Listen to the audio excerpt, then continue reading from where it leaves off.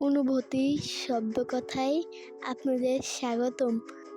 তরুণীর নগ্ন পায়ের পাতা থেকে চুইয়ে পড়ছে তাজা রক্ত, রাঙিয়ে দিচ্ছে শুকনো পাতার ধূসর পথ। ঘন অরণ্যের বুক চিরে প্রাণপণে দৌড়ে যাচ্ছে তরুণী, চোখে মুখে আতঙ্কের ছাপ স্পষ্ট। পরনের পোশাক ছিঁড়ে খুঁড়ে অবিন্যস্ত, ঝোপঝাড়ের কাঁটায় শরীরের আনাচে কানাচে তৈরি হয়েছে গভীর ক্ষত। ক্লান্তিতে শরীর ভেঙে আসতে চাইছে, ফুসফুস যেন বাতাসের অভাবে ফেটে যাওয়ার উপক্রম, তবুও থামার জো নেই। যেন এই নিচ্ছিদ্র অন্ধকার থেকে মুক্ত হওয়াই তার একমাত্র লক্ষ্য। রাত তখন নিঝুম, চারিদিকে নিকষ কালো অন্ধকার যেন শরীরী রূপ নিয়ে দাঁড়িয়ে আছে। নিস্তব্ধতা চূর্ণ করে অরণ্যের গভীরে জেগে উঠেছে হিংস্র সাপদদের হাড় হিম করা হুঙ্কার। তরুণীর মরণপন্ন দৌড়ের সাথে পাল্লা দিয়ে তৈরি হচ্ছে শুকনো পাতার মর্মর শব্দ, যা এই নির্জনতায় চিৎকার করে জানিয়ে দিচ্ছে তার অবস্থান। প্রতিটি শব্দ এখানে বিপদের আহ্বান। পরিবেশটা এমনই গা ছমছমে যে সাধারণ কেউ হলে এতক্ষণে ভয়ে স্থির হয়ে যেত, অন্তরাত্মা কেঁপে উঠত আতঙ্কে। চারিদিকে ওত পেতে আছে হিংস্র জন্তুর দল, নেকড়ের চোখ জ্বলছে অন্ধকারে, শিকারীর একটুখানি অসতর্কতার অপেক্ষায়। একবার চোখে পড়লেই ছিঁড়ে খাবে, হাড় পর্যন্ত ফেলে দেবে না। তবুও এই ভয়ঙ্কর গা ছমছমে পরিবেশ, এই অন্ধকার জঙ্গল তরুণীর মনে কোনো আতঙ্ক জাগাতে পারছে না। যেন এর থেকেও বহু গুণ ভয়ঙ্কর কিছুর হাত থেকে বাঁচাতে পালাতে চাইছে সে। যেন পেছনে পড়ে আছে এমন এক দানব, যার ছায়া হিংস্র জন্তুর থেকেও নিষ্ঠুর, অন্ধকারের থেকেও গভীর। জ্বলেনি আলো স্বপ্নে, লুকিয়ে চিঠি তোকে লেখা, তুলে রেখেছি যত্নে, মনের অলিগলি হয়ে কেন পালালি, রাতেও মরে চিকা দেখছি একা একা, গিয়েছে ঘুম উড়ে বুক পুড়ে ছাই উড়ে ট্রালালালা ওহো। স্যার, আপনি এখনো ঘুমাননি? নিস্তব্ধ ঘর ফুঁড়ে হঠাৎ ভেসে আসা শব্দে ঘাড় ঘুরিয়ে পেছনে তাকালো যুবক। বারান্দার রেলিং থেকে সরে এসে হাতের গিটারটি সযত্নে নামিয়ে রাখল স্ট্যান্ডে। যুবকের দু চোখ জুড়ে রাজ্যের বিষণ্ণতা। মনে মনে উত্তর দিল, আমার রাতের সমস্ত ঘুম তো সেই মায়াবী কন্যাই কেড়ে নিয়েছে। কিন্তু মনের আগল না খুলে ঠোঁটে এক চিলোটে তাচ্ছিল্যের হাসি ফুটিয়ে বলল, ঘুম আসছে না? তুমি এত রাতে এখনো বাড়ি যাওনি কেন? ওপাশ থেকে উত্তর এলো, স্যার আপনি তো একা, তাই আমাকে নিয়ে চিন্তা করো না মাহিন, একা থাকাটা এখন আমার অভ্যেসে পরিণত হয়েছে। তুমি এখন যেতে পারো, গিয়ে বিশ্রাম নাও। কিন্তু স্যার, মাহিনকে থামিয়ে দিয়ে যুবক কিছুটা কড়া স্বরেই বলল, কোনো কিন্তু না, তুমি এখন যাও। আর কথা বাড়ালো না মাহিন। যেভাবে নিঃশব্দে এসেছিল সেভাবেই আলগোছে দরজা ভেজিয়ে দিয়ে চলে গেল। কক্ষটিতে নেমে এলো ভারী নীরবতা। বিলাসবহুল কক্ষটি যেন এক জীবন্ত গ্যালারি, দেওয়াল জুড়ে বড় বড় পোস্টার আর দামি ফটো ফ্রেমে বন্দি যুবকের বর্ণিল জীবন। কোথাও সে গিটার হাতে হাজারো শ্রোতার সামনে মঞ্চ কাঁপাচ্ছে, কোথাও বা তার রাজকীয় স্টাইলিশ পোজ, কাঁচের বিশালাকার শোকেসে সাজানো অসংখ্য ট্রফি আর সম্মাননা, যা তার আকাশচুম্বী সাফল্যের সাক্ষ্য দিচ্ছে। কিন্তু এই বিপুল প্রাপ্তি আর অর্জনের সার্থকতা কোথায় যদি ভালোবাসার মানুষটিই পাশে না থাকে? বিশাল রুমের এক কোণে নিঃসঙ্গ দাঁড়িয়ে ইলেকট্রিক গিটার, তার ঠিক বিপরীত পাশে আভিজাত্য ছড়াচ্ছে একটি Steinway and Sons model D grand piano. এছাড়াও ছোট বড় নানা বাদ্যযন্ত্রে ঠাসা ঘরটি যেন কোনো শৌখিন মিউজিক স্টুডিও। অথচ এত সুরের মাঝেও ঘরটিতে কেবল এক বুক হাহাকার আর নিস্তব্ধতার প্রতিধ্বনি। কিছুক্ষণ স্থির হয়ে দাঁড়িয়ে রইল যুবক, যেন শূন্যতার মাঝে নিজের জীবনের হারিয়ে যাওয়া হিসেবগুলো মেলাতে চাইছে। কিন্তু না, প্রাপ্তি আর অপ্রাপ্তির সমীকরণগুলো আজ আর মিলছে না। যতই ভাবছে ততই ব্যর্থতার তিতকুটে স্বাদ জিভে লেগে আসছে। ক্লান্ত শরীরটা টেনে নিয়ে যুবক বিশাল মাস্টার বেডে গা এলিয়ে দিল।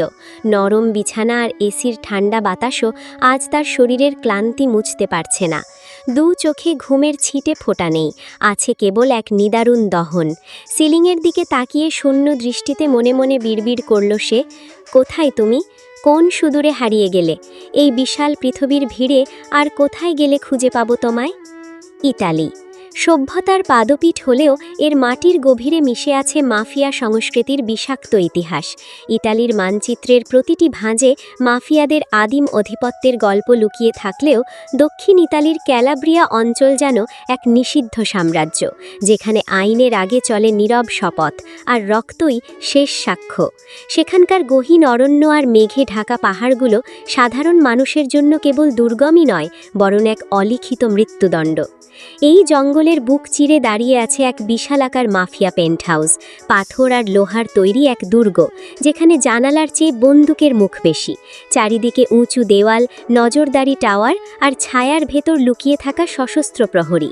বাইরে থেকে এটি নিঃশব্দ, কিন্তু সেই নীরবতার ভেতর জমে আছে অসংখ্য আর্তনাদের প্রতিধ্বনি। দিনের আলো সেখানে পৌঁছাতে ভয় পায়, আর রাতের অন্ধকার যেন কোনো এক অতৃপ্ত তৃষ্ণায় হাহাকার করে ওঠে। সেই পৈশাচিক আওয়াজ যখন পাহাড়ের গায়ে প্রতিধ্বনিত হয়, তখন আশেপাশের গাছের ডালে থাকা কাকপক্ষীরাও আতঙ্কে ডানা ঝাপটে আকাশ বাতাস প্রকম্পিত করে দিগবিদিকে ছুটে পালায়। অরণ্যের প্রতিটি পাতা যেন সেই খুনি নিস্তব্ধতার সাক্ষী হয়ে দাঁড়িয়ে আছে। এখানে বাতাস ভারী হয়ে থাকে বারুদের গন্ধে আর শুকিয়ে যাওয়া রক্তের ঘ্রাণে। ক্যালাব্রিয়ার এই অংশটি পৃথিবীর মানচিত্রে থাকলেও এর নিয়ম চলে কোনো এক অন্য জগতের বিভীষিকায়, যেখানে ক্ষমা শব্দটি অভিধানে নেই। বিলাসবহুল পেন্টহাউজের নবম তলা, ট্রান্সপারেন্ট দেওয়ালের দিকে মুখ করে দাঁড়িয়ে আছে যুবক, দৃষ্টি নিবদ্ধ সুদূর নীল দিগন্তে। হাতে ধরা একটি চকচকে সিলভারের কুঠার, যা থেকে এখনও টুপটুপ করে চুইয়ে পড়ছে তাজা লাল রক্ত। শুভ্র শয়টি রক্তের কারুকার্যে বিভীষিকাময়, ধারালো মুখাবয়বেও লেপ্টে আছে সেই তপ্ত রক্তের ছিটে ফোঁটা। সরি বস, আমরা কিছুতেই বুঝতে পারছি না এ তো কড়া সিকিউরিটির মধ্যেও মেয়েটা কিভাবে পালিয়ে গেল। পেছনে দাঁড়িয়ে থাকা কালো পোশাকধারী লোকটির কপাল বেয়ে দরদর করে ঝরে পড়ছে ঘাম, গলার স্বর কাঁপছে, যেন সাক্ষাৎ যমদূতের মুখোমুখি দাঁড়িয়ে নিজের মৃত্যু পরোয়ানা পড়ছে। অপর প্রান্তে যুবকটি সম্পূর্ণ নীরব। তার এই নিথর নীরবতা লোকটির আতঙ্ককে আরও কয়েক গুণ বাড়িয়ে দিল। ভয়ে ঢোক গিলে লোকটি তোতলানো স্বরে আবারও বলে উঠল, মেয়েটি এখনও বেশি দূর যেতে পারেনি, এ জঙ্গল থেকে এত সহজে বেরোতে পারবে না। আমরা খুব শীঘ্রই ওকে খুঁজে আনব, আর একটা সুযোগ দিন। সুযোগ শব্দটা শুনতেই এক চিলটে তাচ্ছিল্যের হাসি ফুটে উঠল বস নামক লোকটির ঠোঁটের কোণে। সে ধীর স্থিরভাবে ঘুরে দাঁড়ালো, বরফ শীতল কণ্ঠে উত্তর দিল, সুযোগ? তাও আবার আমার কাছে? আমার ডিকশনারিতে দ্বিতীয় সুযোগ বলে কোনো শব্দ নেই। I hate this fucking word. কথাটি শেষ হওয়ার আগেই বিদ্যুৎ গতিতে হাতের কুঠারটি চালালো সে। কোনো আর্তনাদ করার সময়টুকুও পেল না সে। ধারালো ফলার আঘাতে এফোর হয়ে গেল মাথা। ছিটকে আসা তাজা রক্তে আবার ভিজে উঠল যুবকের মুখ। সে এক অদ্ভুত প্রশান্তিতে চোখ বুজে ফেলল। তপ্ত রক্তের সেই মেটালিক গন্ধ যেন তার স্নায়ুতে মাদকতা ছড়িয়ে দিচ্ছে। মুহূর্তেই চাঙ্গা হয়ে উঠল শরীর, মন। লোকটির প্রাণহীন দেহ লুটিয়ে পড়ল মেঝেতে। ঘর জুড়ে নেমে এলো এক পৈশাচিক নিস্তব্ধতা। ঠিক সেই মুহূর্তে টি টেবিলে রাখা ফোনটি টুইং শব্দে কেঁপে উঠল। যুবক শান্ত ভঙ্গিতে ফোনটা হাতে নিয়ে স্ক্রিনের দিকে তাকালো এক ঝলক। চোখের মণি জ্বলে উঠল ক্রূর লালসায়। ঠোঁটের রেখায় এক দানবীয় হাসি টেনে ফিসফিস করে বলল, I am coming babe. Italy, Sicily. Sicily অঞ্চলের বুকে মাথা উঁচু করে দাঁড়িয়ে থাকা সবচেয়ে ভয়ঙ্কর সৌন্দর্যের নাম মাউন্ট এটনা। প্রায় ৩৩০০ মিটার উঁচু এই পাহাড় দূর থেকে যতটা মোহনীয়, ভেতরে ততটাই নিষ্ঠুর। শান্ত সৌন্দর্যের আড়ালে লুকিয়ে থাকা এক জীবন্ত নরক। ওপর থেকে দেখলে মনে হয় আকাশের বুক চিরে বেরিয়ে আসা কোনো প্রাচীন অভিশাপ। পাহাড়ের জ্বালামুখ থেকে বেরিয়ে আসা ধোঁয়া আর তপ্ত লাভার লাল আভা জানান দিচ্ছে যে প্রকৃতি আজ কোনো এক মহাপ্রলয়ের সাক্ষী হতে চলেছে। পায়ের নিচে সুবিশাল অতল সমুদ্র, যার নীল জলরাশি দিগন্তে গিয়ে মিশেছে এক ধূসর শূন্যতায়। এই নরক আর স্বর্গের সন্ধিক্ষণে পাহাড়ের সর্বোচ্চ চূড়ায় একে অপরের মুখোমুখি দাঁড়িয়ে দুজন মানুষ। ৫০ ঊর্ধ্ব শরীর, কিন্তু হাড়ের খাঁচায় এখনও বাঘের তেজ। একপাশে দাঁড়িয়ে ডন সালভাতোরে রিসো, মাফিয়া জগতের গডফাদার, প্যাদ্রিনো। অন্য প্রান্তে ধুলোবালি মাখা পোশাকে মাফিয়া দমনের প্রধান সহচর্য, পাওলো বোর্সেলোনিও।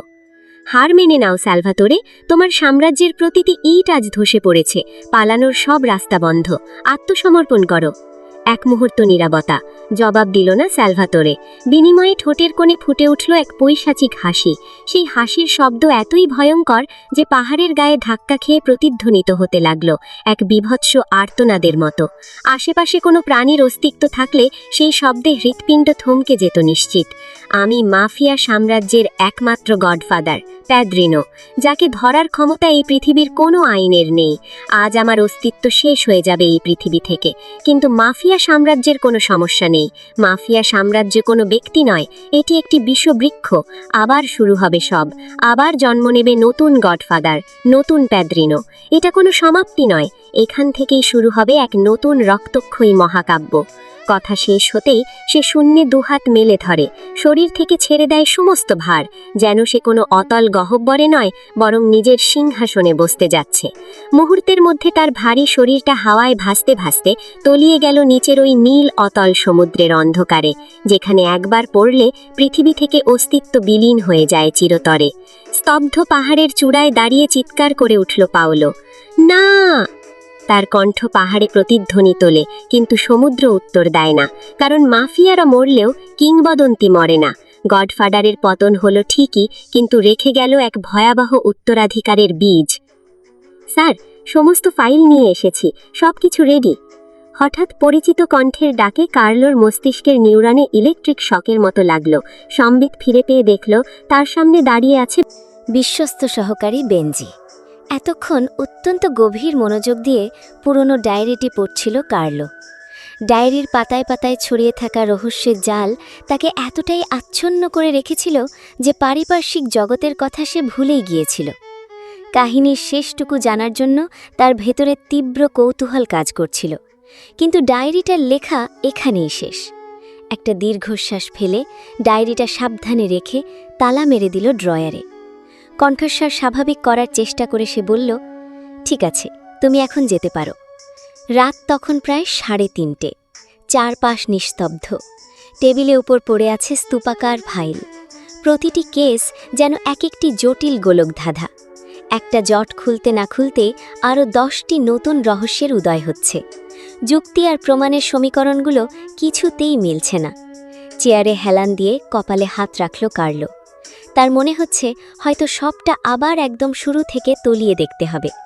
কোথাও বড় কোনো ভুল হয়ে যাচ্ছে না তো? এদিকে দৌড়াতে দৌড়াতে ক্লান্তির শেষ সীমায় তরুণী।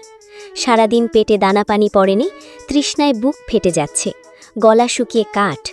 অন্ধকার জঙ্গলটা কোনো মতে পেরিয়ে আসতেই দূরে একটি ল্যাম্প পোস্টের ক্ষীণ আলো তার চোখে পড়ল।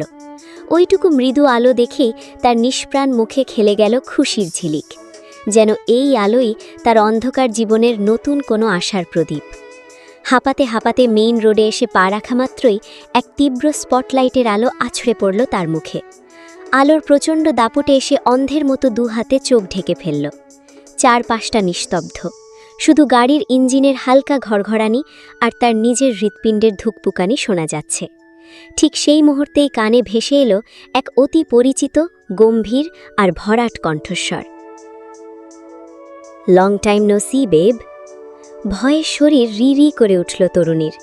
এক ঝটকায় হাত সরিয়ে চোখ মেলতেই দেখল সামনে দাঁড়িয়ে থাকা কালো রঙের গাড়িটির বনেটে হেলান দিয়ে দাঁড়িয়ে আছে সেই সুঠাম দেহি যুবক। ঠোঁটের কোণে সেই পরিচিত বাঁকা হাসি, যা বিষাক্ত সাপের ছোবলের চেয়েও ভয়ঙ্কর। হ্যাঁ, সে ঠিকই চিনেছে। এই সেই জানোয়ার যে এতদিন বন্দি করে রেখেছিল তাকে, যার সোনার খাঁচা থেকে পালানোর জন্য মরণপন্ন লড়াই করল সে। ভাগ্যের কি নির্মম পরিণাস, আবার সেই জানোয়ারটার সামনেই এনে দাঁড় করালো তাকে। চারিদিকে শুনশান নিস্তব্ধতা, যেন থমকে আছে সময়। আকাশে জমেছে ঘন কালো মেঘের ঘনঘটা, এক প্রলয়ঙ্করী ঝড়ের পূর্বাভাস। নির্বিকার ভঙ্গিতে গাড়ির বনেটের উপর লাফিয়ে উঠল এক যুবক। এক হাঁটু ভাঁজ করে রাখা, অন্য পা ঝুলে আছে নিচে। সম্পূর্ণ অ্যাটিটিউডে, নিঃশব্দ অথচ ভয়ঙ্কর এক উপস্থিতি। তার হাতে ধরা একটি বেরেটা 92 FS, অতি সূক্ষ্ম, ছোট অথচ মারাত্মক সেই বন্দুক। নির্লিপ্ত ভঙ্গিতে পিস্তলের নল দিয়ে কপালে স্লাইড করতে লাগল। আজকাল এমন অস্ত্র খুব কমই দেখা যায়, সাধারণত মাফিয়ারাই ব্যবহার করে। ছোট, নিখুঁত আর বহনে সহজ, এই কারণেই এটি মাফিয়াদের পছন্দের তালিকায় শীর্ষে। সহজে পাওয়া যায় না, চোরাই কিংবা স্মাগলিংয়ের মাধ্যমেই আসে। ভাবলেশীন আয়েসি ভঙ্গিতে বসে ঠোঁট বাঁকল যুবক। Happy to see you Firefly. ঝলমলে দাঁতের সেই বাঁকা হাসি যুবকের। যে কোনো রমণী মুহূর্তেই ঘায়েল হয়ে যেতে পারে, কিন্তু সামনে দাঁড়িয়ে থাকা তরুণীর কাছে সেই হাসি মনে হলো বিষাক্ত তীরের ফলার মতো, যা মুহূর্তেই বিষিয়ে দিল তার অন্তর। যুবকটি ঠান্ডা কণ্ঠে আবার বলল, তুমি কি ভেবেছিলে বার্বি ডল এত সহজেই পালিয়ে বাঁচতে পারবে এজের হাত থেকে? How Seely! এ জীবনে সেটা আর সম্ভব নয়। যেখানে আমার অনুমতি ছাড়া একটা কাকপক্ষীয় ডানা ঝাপটানোর সাহস কয় না, সেখানে তুমি তো একটা জলজান্ত মানুষ। সে ধীরে মাথা কাত করল। যেখানেই থাকো না কেন, পাতাল থেকেও খুঁজে আনব তোমায়। আমার থেকে পালানো এত সহজ নয় ফায়ারফ্লাই। তুমি যেখানেই যাবে, ডেস্টিনি তোমাকে বারবার আমার সামনেই এনে দাঁড় করাবে। And you know what? তোমার সেই ডেস্টিনি হলাম আমি, আর তোমার ভাগ্য সেও নির্ধারণ করব আমি। আকাশ কাঁপিয়ে গর্জন করে উঠল বজ্রপাত। বিদ্যুতের তীব্র ঝলকানিতে চারপাশ মুহূর্তের জন্য সাদা হয়ে আবার অন্ধকারে ডুবে গেল। হাঁটু ভেঙে রাস্তায় বসে পড়ল তরুণী। সে জানে এখান থেকে আর পালানোর কোনো পথ নেই, তাই আর ব্যর্থ চেষ্টা করল না। নিঃশব্দে আত্মসমর্পণ করল যুবকের কাছে। আগেও বারবার পালানোর চেষ্টা করে ব্যর্থ হয়েছ তুমি, আবারও একই ভুল করছো। কেন বারবার নিজের এনার্জি লস করছো বার্বি ডল? আমি কখনো কাউকে দ্বিতীয় সুযোগ দিই না, সেখানে তুমি বারবার একই ভুল করে নিস্তার পেয়ে যাচ্ছ। এতে তো অন্যদের প্রতি অবিচার হয়ে যাচ্ছে। সে আবারও বন্দুক ঠেকালো কপালে। নিজের কাছেই ছোট হয়ে যাচ্ছি আমি।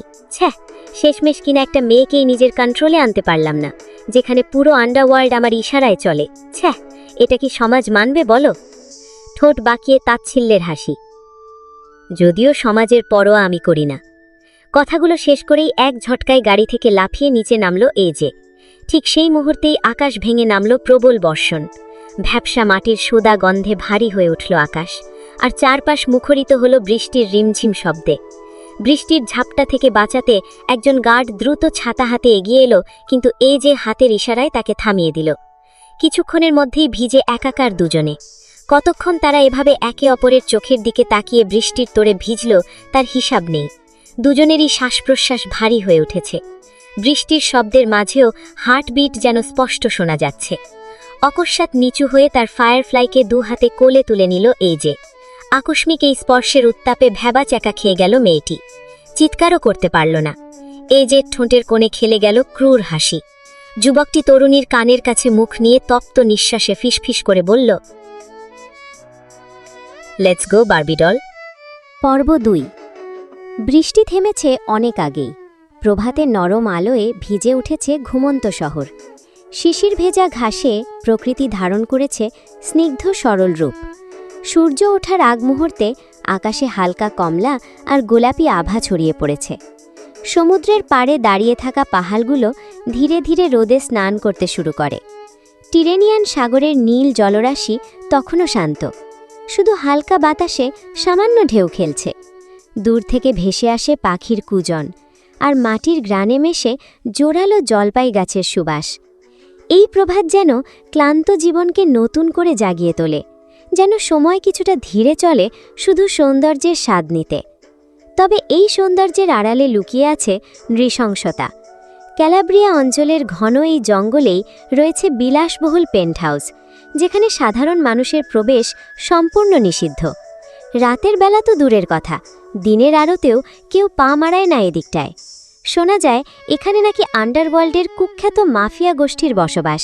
শুধু তাই নয়, বিশ্বের বিভিন্ন দেশ, এমনকি এশিয়া মহাদেশেও বিস্তার রয়েছে এদের প্রভাব। বন্ধ ঘরের গুমোট বাতাসে এখন কেবল ভাঙচুরের শব্দ। একের পর এক দামি শোপিস, কাচের ভাস্কর্য, শৌখিন আসবাব সব কিছু ছিটকে পড়ছে মেঝেতে। তবুও বুকের ভেতরের দহন কমছে না। রাগে ক্ষোভে ফুঁসছে তরুণী।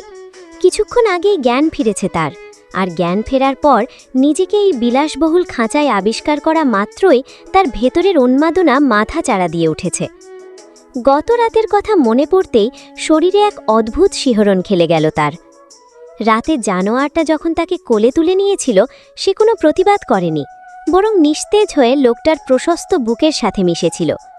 অন্য সময় হলে হয়তো ধস্তাধস্তি করত, কোল থেকে নামার জন্য সর্বশক্তি দিয়ে চেষ্টা চালাত, কিন্তু তখন তার শরীরে অবশিষ্ট ছিল না বিন্দিমাত্র প্রাণশক্তি। সারা দিনের অনাহার, তার ওপর দুর্গম জঙ্গলের ভেতর দিয়ে উন্মাদিনীর মতো দৌড়ানোর ধকল, সব মিলিয়ে শরীরটা আর সায় দিচ্ছিল না। বুনো লতা আর ধারালো ডালপালার আঁচড়ে ফর্সা শরীরে তৈরি হয়েছে অসংখ্য লালচে ক্ষত। সেই যন্ত্রণায় আর ক্লান্তিতে চোখজোড়া বারবার বুজে আসছিল তার। হয়তো একটু পরেই জ্ঞান হারাবে সে। নিজের ফায়ারফ্লাইকে কোলে নিয়ে গাড়িতে উঠে পড়ল হেজে। ল্যাম্বরগিনি ভেনেনো রোডস্টার, অত্যাধুনিক, দামি, ম্যাট ফিনিশ। এই গাড়িটা নিয়ে সচরাচর বেরোয় না সে। কেবল তখনই বেরোয় যখন কোনো অপারেশনের দীর্ঘতম পথ পাড়ি দিতে হয় অথবা শত্রুকে ধাওয়া করতে হয়। এই গাড়িতে পলাতক শত্রুর নাগাল পাওয়া সহজ। তার ওপর স্পোর্টস রেস করার ভীষণ নেশা, তবে শুধু জেতার জন্যই। গাড়ির কনসোল থেকে একটি মিনারেল ওয়াটারের বোতল এগিয়ে দিল রমণীর দিকে। অভিমানে মুখ ফিরিয়ে নিল কন্যা। চোয়াল শক্ত হয়ে উঠল এজের। নিচু গলায় থেমে থেমে বলল, আই সোয়্যার বার্বি ডল, তুমি যদি এখন আমার অবাধ্য হও তবে আমার চেয়ে খারাপ আর কেউ হবে না। You know what I mean. হুমকির সুর টের পেয়ে সন্তর্পণে বোতল হাতে নিল তরুণী। সত্যিই পিপাসা পেয়েছে তার। বুক ফাটা তৃষ্ণায় বোতলের মুখ লাগিয়ে ঢক ঢক করে সবটুকু পানি পান করে নিল সে। তৃষ্ণার্ত গলায় পানি নামার সময় তার কণ্ঠমণি ওঠানামা করছিল সমানে। এক ফোঁটা জলধারা গড়িয়ে পড়ল কলার বোন বেয়ে। মুক্তোর মতো চিকচিক করছে। এক দৃষ্টে তাকিয়ে রইল এজে। শুকিয়ে এলো গলা। শক্ত করে স্টিয়ারিং আঁকড়ে ধরে চেষ্টা করল নিজেকে সংযত করতে। পরক্ষণেই স্টিয়ারিং ঘুরিয়ে দিল। নিমিষে ধোঁয়া উড়িয়ে সাঁই সাঁই করে ছুটে চলল গাড়ি। পেছনে ছায়ার মতো অনুসরণ করল কালো গাড়ির বহর।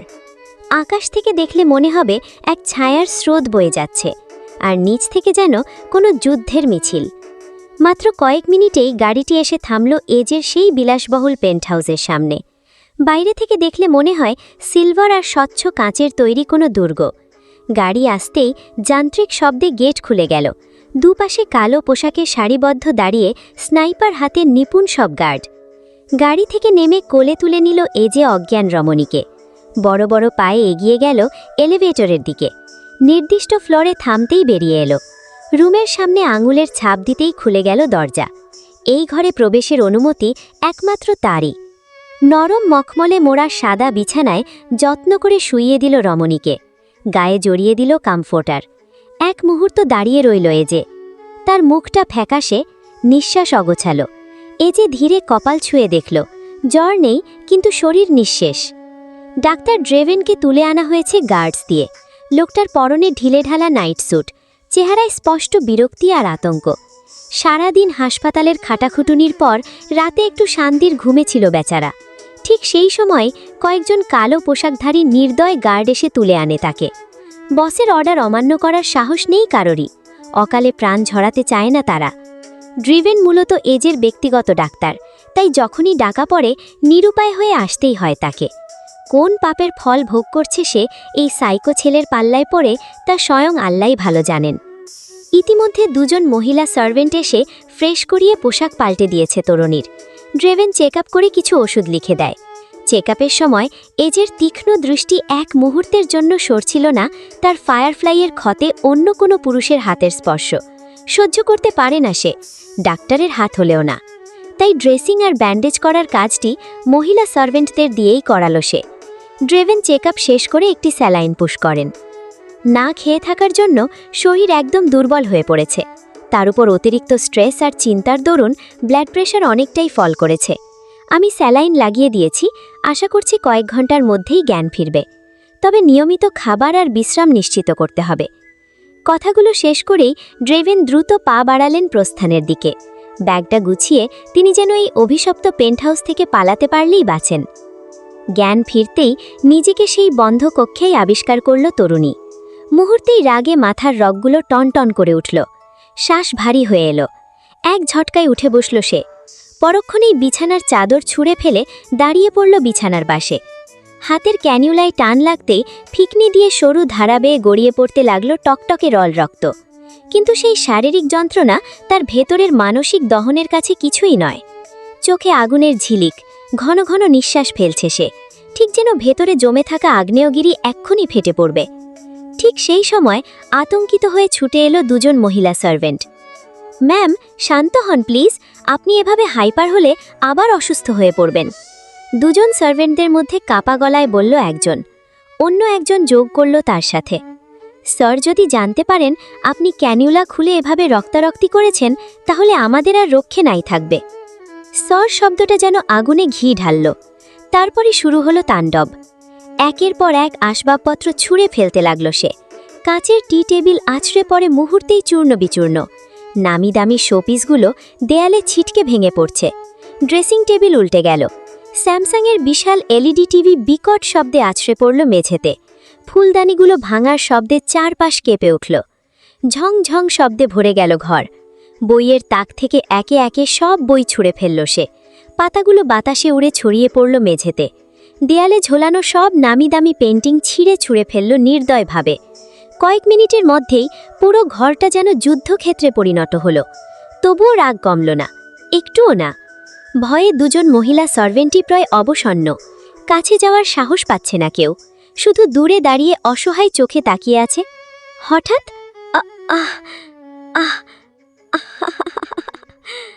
চিৎকার করে অসহায় কান্নায় ভেঙে পড়ে মেঝেতে হাঁটি ভেঙে বসে পড়ল তরুণী। চোখের কোণ বেয়ে গড়িয়ে পড়ছে অশ্রু। কান্নায় বুক ফেটে আসছে তার। শ্বাস নিতে কষ্ট হচ্ছে, পুরো শরীর কাঁপছে। দুজন সার্ভেন্ট মিলেও তাকে সামলাতে হিমশিম খাচ্ছে। হঠাৎ নিচ থেকে ভাঙা কাঁচের একটি টুকরো তুলে নিল সে। এক হাত দিয়ে অন্য হাতের শিরার ওপর ধরে ফোঁস করে বলে উঠল, দূরে থাকো তোমরা, কাছে আসবে না আমার, নইলে নিজেকেই শেষ করে দেব আমি। এই দৃশ্য দেখে ভয়ে জমে গেল মহিলা সার্ভেন্ট দুজন। যদি এই মেয়ের কিছু হয় তাহলে তাদের পরিণতি কি হবে তা খুব ভালো করেই জানে তারা। তাদের স্যার কাউকে মারে না, সে শিকারকে হিংস্র জানোয়ারের মতো ধীরে ধীরে খুবলে ছিঁড়ে শেষ করে। একজন মহিলা সার্ভেন্ট আতঙ্কে দৌড়ে গিয়ে খবর জানালো গার্ডদের। পরিস্থিতি বেগতিক দেখে একজন গার্ড দ্রুত সংকেত পাঠালো বসের কাছে। অন্যজন কামরায় ঢুকে তরুণীর হাত চেপে আটকানোর চেষ্টা করল। টানা হেঁচড়ার এক পর্যায়ে ভাঙা কাচের টুকরোর ঘর্ষণে কেটে গেল হাত। সরু ধারা বেয়ে গড়িয়ে পড়ল সামান্য রক্ত। ঠিক সেই মুহূর্তেই ঘরের দরজায় আবির্ভাব হল এজের। প্রথম দৃষ্টিটাই গিয়ে আটকে গেল গার্ডটির হাতে, যে হাত দিয়ে সে তার ফায়ারফ্লাইয়ের বাহু আঁকড়ে ধরেছে। আর পরের মুহূর্তেই চোখে পড়ল তার ফায়ারফ্লাইয়ের হাতে রক্ত। ব্যাস, মাথায় যেন রক্ত উঠে গেল এজের। চোয়াল শক্ত হয়ে এলো। চোখ দুটো মুহূর্তের মধ্যেই টকটকে রক্তিম বর্ণ ধারণ করল, জ্বলন্ত অগ্নিস্ফুলিঙ্গের মতো। লিভ! একটি তীক্ষ্ণ চিৎকার। I said, just leave her. বসের সেই বজ্র কঠিন গর্জন শোনার সাথে সাথে গার্ডটির আঙুল আলগা হয়ে গেল। তড়িৎ বেগে হাত ছেড়ে দিল তরুণীর। এ যে রক্তিম চোখে একবার সবার দিকে তাকিয়ে শান্ত অথচ হাড় হিম করা গলায় বলল, এভরিওয়ান লিভ দ্য রুম। কণ্ঠটা শান্ত, আশ্চর্য রকম শান্ত, কিন্তু সেই শান্ততাই যেন হৃদয় কাঁপিয়ে দেওয়ার মতো ভয়ঙ্কর। এক সেকেন্ডও দেরি করল না কেউ, দ্রুত পায়ে বেরিয়ে গেল সবাই। ঘর জুড়ে ছড়িয়ে আছে ভাঙা কাঁচ, চূর্ণ বিচূর্ণ শোপিস, উল্টে পড়া আসবাব, বিছানার চাদর এলোমেলো, চারপাশে ধ্বংসস্তূপ।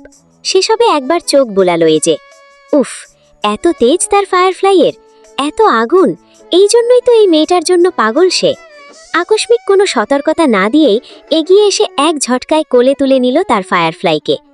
ঘটনাটা এত দ্রুত ঘটল যে কোনো কিছু বুঝে ওঠার আগেই নিজেকে এজের শক্ত বাহুদরে আবিষ্কার করল তরুণী। মুহূর্তেই ভ্যাবাচাকা খেয়ে গেল সে। পরক্ষণে শুরু হলো হাত পা ছোড়াছড়ি। কোল থেকে নামার মরিয়া চেষ্টায় মরিয়া হয়ে উঠল সে। এজে নির্বিকার। উপায় না পেয়ে সে পিঠে একের পর এক কিল ঘুষি মারতে লাগল। কোনো প্রতিক্রিয়া নেই। তখন শেষ অস্ত্র হিসেবে দাঁত বসিয়ে দিল লোকটার ধারে। সমস্ত শক্তি দিয়ে কামড়। যন্ত্রণায় চোখ মুখ খিঁচে বন্ধ করে নিল এজে। মুখ দিয়ে একটা উহ পর্যন্ত বেরোল না। এমন 8 প্যাক অ্যাবসওয়ালা বডি বিল্ডারের কাছে নিতান্তই চুনোপুটি সে। শেষমেশ ক্লান্ত হয়ে শরীরের সমস্ত শক্তি ফুরিয়ে নেতিয়ে পড়ল এজের বক্ষভাজে। নিঃশ্বাস ভারী, শরীর নিস্তেজ। এজের ঠোঁটের কোণে খেলল রহস্যময় এক বাঁকা হাসি। এত তাড়াতাড়ি শক্তি শেষ, সুইটহার্ট? কণ্ঠে মেশানো কৌতুক। ফোঁস করে উঠল তরুণী। ধীর পায়ে এগিয়ে গিয়ে তাকে বিছানায় বসালো এজে। নিজে তার পায়ের কাছে হাঁটু গেড়ে বসে পড়ল ফ্লোরে। অস্থির ভঙ্গিতে কাটা হাতটা নিয়ে নিল নিজের মুঠোর ভেতর। ইস, কতটা কেটে গেছে, রক্ত পড়ছে তো, খুব ব্যথা করছে তাই না? দেখি, এক্ষুনি সব ঠিক হয়ে যাবে। আমি আমি ওষুধ লাগিয়ে দিচ্ছি, দেখবে একটুও কষ্ট হবে না তোমার। কথা শেষ করেই প্রায় পাগলের মতো ড্রয়ার হাতরে ফার্স্ট এইড বক্স বের করে এনে বসে পড়ল তার সামনে। চোখে মুখে এমন এক অস্থিরতা, যেন ক্ষতটা মেয়েটির হাতে নয় বরং তার নিজের কলিজায় লেগেছে। ছোবেন না আপনি আমাকে, আপনার ওই নোংরা হাত দিয়ে একদম স্পর্শ করবেন না আমায়, ঘৃণা করি আমি আপনাকে। তীব্র ঘৃণায় চিৎকার করে উঠল মেয়েটি। I know, but I don't care. Hate me as much as you can. তুমি যত বেশি ঘৃণা করবে আমি তোমার মনে তত বেশি বিস্তার করব। আর মনে রেখো, ঘৃণা হোক বা অন্য কিছু, দিন শেষে এই আমার কাছেই থাকতে হবে তোমায়। কিছুতেই না, ছাড়ো না আমাকে, থাকবো না আমি এখানে। হাত সরিয়ে নেবার আপ্রাণ চেষ্টা করল সে। মুহূর্তেই এজের পেশিবহুল চোয়াল শক্ত হয়ে এলো। সে চায় না তার ফায়ারফ্লাইয়ের সামনে নিজের ভেতরের দানবটাকে পুরোপুরি উন্মোচন করতে। গভীর শ্বাস নিয়ে নিজেকে সামলাতে চেষ্টা করল সে। প্রচণ্ড কষ্টে রাগ সংবরণ করে দাঁতে দাঁত চেপে নিম্নস্বরে বলল, ভালো আছি, ভালো থাকতে দাও। আমাকে কি খুব ভালো মানুষ মনে হয় তোমার? জানোয়ার, আপনি একটা মানুষরূপী জানোয়ার। রাগে ফুসফুস করে বলে উঠল তরুণী, মুখে ক্রোধের ছাপ স্পষ্ট। ঘন ঘন নিঃশ্বাসে বুক ওঠানামা করছে, চোখে আগুনের ঝিলিক, যেন এই দৃষ্টিতেই ভস্ম করে দিবে যুবকের সর্বস্ব। হঠাৎই কিটকিটিয়ে উচ্চস্বরে হেসে উঠল এজে। ভয়ঙ্কর, অস্বস্তিকর, বিশ্রী এক হাসি। অত্যন্ত সুদর্শন এক যুবকের হাসি যে এতটা বিভৎস আর ভয়ঙ্কর হতে পারে তা কল্পনা করাও কঠিন। হাসতে হাসতে সে মুখটা এগিয়ে নিয়ে এলো তরুণীর খুব কাছে। উহু, you are wrong Barbie doll. জানোয়ার নয়, আমি তার চেয়েও ভয়ঙ্কর এক হিংস্র হায়েনা। তুমি জানো বিজ্ঞানের রিসার্চ কি বলে? পৃথিবীর সবচেয়ে হিংস্র আর নিকৃষ্টতম প্রাণী হলো মানুষ। মানুষের এই হিংস্রতা বনের পশুর চেয়েও কয়েক গুণ বেশি খতরনাক। আর আমি? এজের ঠোঁটে সেই রহস্যময় বাঁকা হাসিটা আবার ফিরে এলো। সে ফিসফিস করে বলল, আমি খারাপ, প্রচণ্ড লেভেলের ব্যাড বয়, তোমার ধারণারও বাইরে। তাই বলছি, আমাকে রাগিও না ফায়ারফ্লাই, কারণ আমি নিয়ন্ত্রণ হারালে কিন্তু তোমারই খারাপ হবে। তাই এখন চুপচাপ লক্ষ্মী মেয়ের মতো আমাকে আমার কাজ করতে দাও। বারবার এইসব অদ্ভুত নামে কেন ডাকেন আমায়? তীব্র ঘৃণায় প্রতিবাদ করে উঠল তরুণী। রিম, রাত্রিয়ানা সিদ্দিকী রিম, এটাই আমার প্রকৃত নাম, বুঝতে পেরেছেন? আপনার ওইসব ডাক অসহ্য লাগে আমার। এ যে তখনও নিপুণ হাতে রিমের ক্ষতে ব্যান্ডেজ বাঁধছে। মুখ না তুলেই শান্ত অথচ পাথুরে গলায় জবাব দিল সে, জানি, কিন্তু আমার কাছে তুমি চিরকাল আমার ফায়ারফ্লাই হয়েই থাকবে, আমার সারা জীবনের বন্দিনী। এখান থেকে পালানোর কোনো পথ নেই তোমার, বার্বি ডল। কিছুতেই না, থাকবো না আমি আপনার কাছে। রিমের ধৈর্যের বাঁধ ভেঙে গেল। প্রথমে তেজি গলায় চিৎকার করলেও ধীরে ধীরে তার কণ্ঠস্বর কান্নায় বুঝে এলো। কেন বন্দি করে রেখেছেন আপনি আমাকে? কি ক্ষতি করেছি আমি আপনার? কি চান আপনি আমার কাছে? এবার স্থির দৃষ্টিতে রিমের চোখের দিকে তাকালো এজে। নির্লিপ্ত ভঙ্গিতে বলল, তোমাকে তোমাকে চাই আমি। তোমার একটাই দোষ, তুমি আমার এই অন্ধকার জীবনে অনাহুতভাবে প্রবেশ করেছ। আর আমার দুনিয়ায় একবার যখন ঢুকে পড়েছ, মৃত্যু ছাড়া আজীবন মুক্তি নেই তোমার। রিম তার চোখের পানি মুছে জেদি গলায় বলল, আপনার এই ধারণা আমি ভুল প্রমাণ করবই। একদিন ঠিক এখান থেকে বের হব আমি, আর সেদিন আপনি কিছুই করতে পারবেন না। আসবে, কেউ একজন ঠিক আসবে যে আমাকে এই নরক থেকে মুক্ত করে নিয়ে যাবে। কথাটা শোনা মাত্রই এজের মুখে এক পৈশাচিক হাসি ফুটে উঠল। সে রিমের একদম কাছে মুখ নিয়ে এলো। তার তপ্ত নিঃশ্বাস রিমের কপালে বিঁধছে। তাই? সেই আশা তোমার স্বপ্নই রয়ে যাবে। মানুষ তো দূরের কথা, স্বয়ং স্রষ্টা ছাড়া আর কারো সাধ্য নেই তোমাকে আমার বুক থেকে ছিনিয়ে নেওয়ার। আর যদি প্রয়োজন পড়ে? এজে থামল। তার চোখে তখন এক ঘোরগ্রস্ত উন্মাদনা। সে ফিসফিস করে বলল, দরকার পড়লে আমি সেই স্রষ্টার কাছ থেকেও চেয়ে আনব তোমায়, কারণ তুমি আমার জন্যই সৃষ্টি করা হয়েছে তোমায়। বাংলাদেশ, ঢাকা। স্যার, মেয়েটির খোঁজ পাওয়া গেছে। সবেমাত্র স্টেজে পারফর্ম করতে উঠেছে যুবক। চারিদিকে হাজার হাজার মানুষের গগন বিদারী চিৎকার। কনসার্ট গ্রাউন্ডের প্রতিটি কোণ থেকে প্রতিধ্বনিত হচ্ছে একটাই নাম, আরজে, আরজে, আরজে। স্টেজের বিশাল স্ক্রিনে নিয়ন আলোয় জ্বলজ্বল করছে নামটা, ঋষভ জাওয়াদ। গিটারের প্রথম তারে আঙুল ছোঁয়াতেই উন্মাদনা যেন বাঁধ ভেঙে গেল। হাজারো তরুণী ডেসপারেট হয়ে চিৎকার করছে, আই লাভ ইউ আরজে। কেউ কেউ সিকিউরিটির ব্যারিকেড ভেঙে স্টেজে ওঠার চেষ্টা করছে, তাদের চোখে মুখে প্রিয় তারকাকে একবার ছোঁয়ার তীব্র ব্যাকুলতা। কিন্তু এই বিপুল উন্মাদনা, এই আলোর রোশনাই কিছুই যেন স্পর্শ করছিল না ঋষভকে। তার কানের এনইআর মনিটরে তখন গিটারের সুর নয়, বরং দেহরক্ষীর বলা সেই একটি বাক্য আছড়ে পড়ছে বারবার, মুহূর্তের জন্য ঋষভের হাত থমকে গেল গিটারের ওপর, স্তব্ধ হয়ে গেল চারপাশ। সে কি ঠিক শুনল? যাকে পাওয়ার জন্য গত কয়েকটা মাস সে নরক যন্ত্রণার মধ্যে দিয়ে গেছে, যাকে হন্যে হয়ে খুঁজেছে দেশ থেকে দেশান্তরে, সেই মায়াবিনী তবে কি সত্যিই ধরা দিল? তার নিয়োগ করা টপ লেভেল স্পাই, ইনফর্মার সবাই যেখানে ব্যর্থ হয়ে ফিরে এসেছিল, কেমন যেন হাওয়ায় মিলিয়ে গিয়েছিল সেই মায়াবিনী। কতগুলো নির্ঘুম রাত সে কাটিয়েছে শুধু ওই এক জোড়া চোখের মায়ায় পড়ে, তার হিসেব নেই। কিন্তু তার মনে বিশ্বাস ছিল একদিন সে তার মায়াবিনীকে ঠিক খুঁজে বের করতে পারবে। ঋষভ বুক ভরে একবার শ্বাস নিল। তার বিশ্বাস তাহলে মিথ্যে ছিল না, সে সত্যিই খুঁজে পেয়েছে তার মায়াবিনীকে। ভিড়ের দিকে চেয়েও সে যেন কাউকে দেখছে না, তার চোখের সামনে তখন কেবল ভেসে উঠছে সেই চেনা মুখটা। হাতের গিটারটা অবহেলায় স্টেজের উপর রেখে এক মুহূর্ত দেরি না করে নিচে নেমে এলো ঋষভ। মুহূর্তের মধ্যে থমকে গেল কনসার্টের সুর। হাজার হাজার দর্শক যারা এতক্ষণ উন্মাদনায় ভাসছিল, তারা হঠাৎ স্তব্ধ হয়ে গেল। পরক্ষণেই শুরু হলো তীব্র গুঞ্জন। গান শুরু না করেই আরজের এভাবে স্টেজ ছেড়ে চলে যাওয়াটা কেউ মেনে নিতে পারছে না। চারপাশ থেকে খুনের চিৎকার আর গালাগালি ভেসে আসতে লাগলো। ক্ষুব্ধ দর্শকরা স্টেজ লক্ষ্য করে জলের বোতল আর ঢিল ছুঁড়তে শুরু করলো। পিছনে ফেলে আসা সেই পরিস্থিতির দিকে একবার ফিরেও তাকালো না ঋষভ। তার লক্ষ্য এখন স্থির। গাড়ির কাছে পৌঁছতেই সে চিৎকার করে উঠল, get the car ready Mahin. পিছন থেকে ছুটতে ছুটতে মাহিন আর্তনাদ করে উঠল, কিন্তু স্যার, এভাবে মাঝপথে চলে গেলে আমাদের বিশাল বড় লস হয়ে যাবে। লাখ লাখ টাকা খরচ করে এই শো আয়োজন করা হয়েছে। অর্গানাইজাররা তো প্রায় হুমকি দেওয়া শুরু করেছে। আর ফ্যানদের অবস্থা দেখছেন, ওরা পুরো ভেনিউ তছনছ করে দিচ্ছে। ঋষভ গাড়ির দরজা টেনে ধরল। তার চোখের দৃষ্টিতে তখন এক ভয়ঙ্কর শীতলতা। দাঁতে দাঁত চেপে সে বলল, do you think I have any concern about this? Check বই বের করো আর ওদের মুখের উপর ছুঁড়ে মারো। যত টাকা ক্ষতি হয়েছে তার দ্বিগুণ অ্যামাউন্ট দিয়ে মুখ বন্ধ করো সবার। কিন্তু স্যার, এটা তো কোনো... আরও কিছু বলতে চেয়েছিল মাহিন, কিন্তু ঋষভের রক্তবর্ণ চোখের দিকে তাকিয়ে কথাগুলো যেন তার গলাতেই লাটকে গেল। সে জানে এই মুহূর্তে ঋষভ জাওয়াদ কোনো যুক্তি বা নিয়মের ধার ধারে না। মাহিন আর কথা না বাড়িয়ে দ্রুত ড্রাইভিং সিটে গিয়ে বসল। পেছনের সিটে আগে থেকেই অপেক্ষা করছিল জাদ, ঋষভের সবচেয়ে বিশ্বস্ত আর দক্ষ স্পাই। তার থেকে শুনেই তখন ঋষভকে খবরটা দিয়েছিল মাহিন। মাহিন যখন গাড়ি স্টার্ট করতেই নীরবতা ভাঙল জাদ। আমার একজন সহচর স্পাই এলবো কাল রাতে মেয়েটার লোকেশন ট্রেস করতে পেরেছে। সে এখন এখানে নেই স্যার, সে ইটালিতে।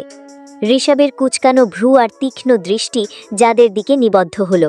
জাদ বলতে থাকল, ইটালির এক নির্জন জঙ্গলের ভেতরে কোনো এক গোপন ডেরায় আছে মেয়েটি। Italy?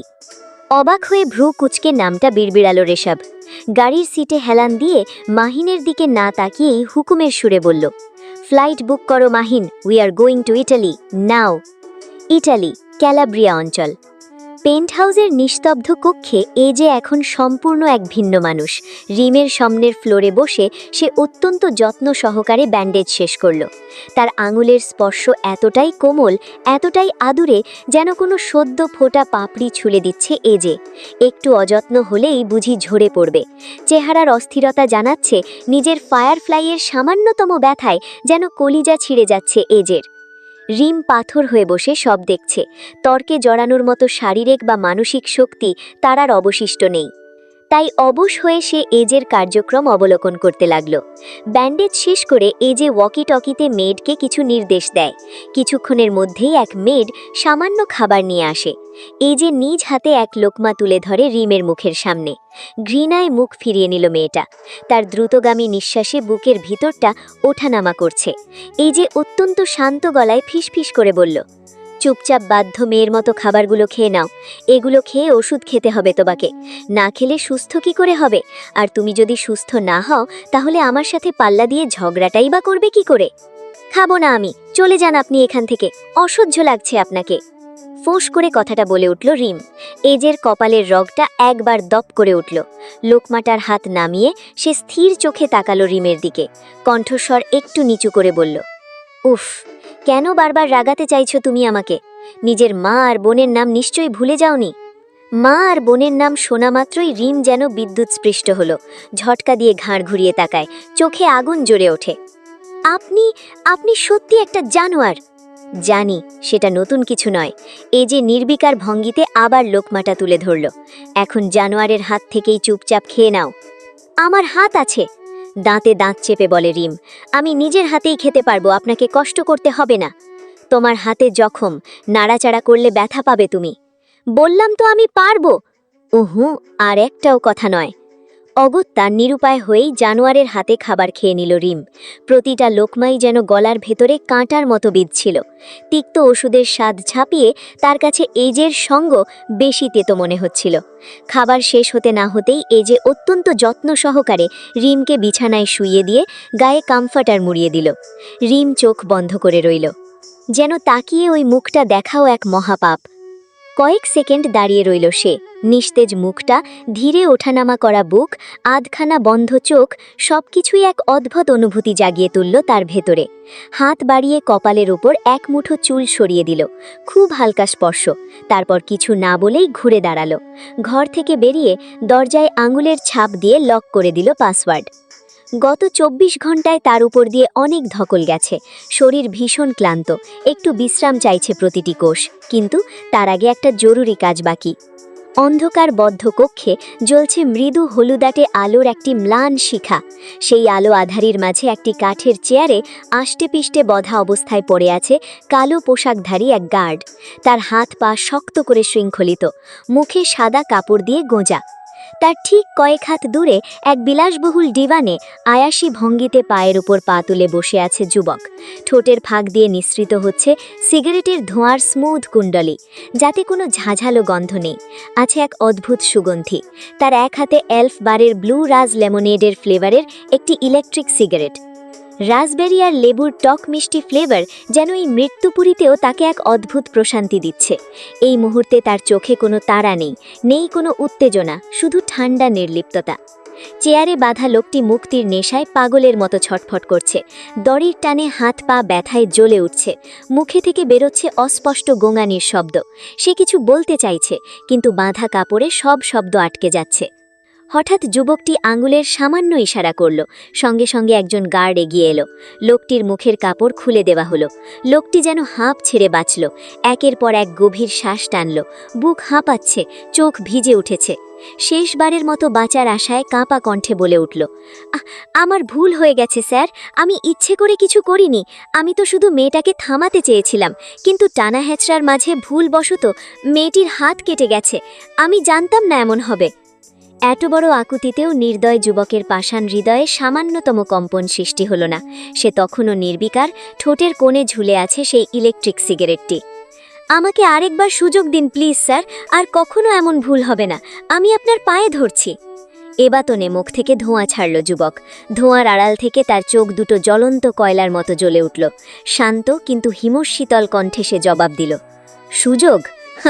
I hate this word.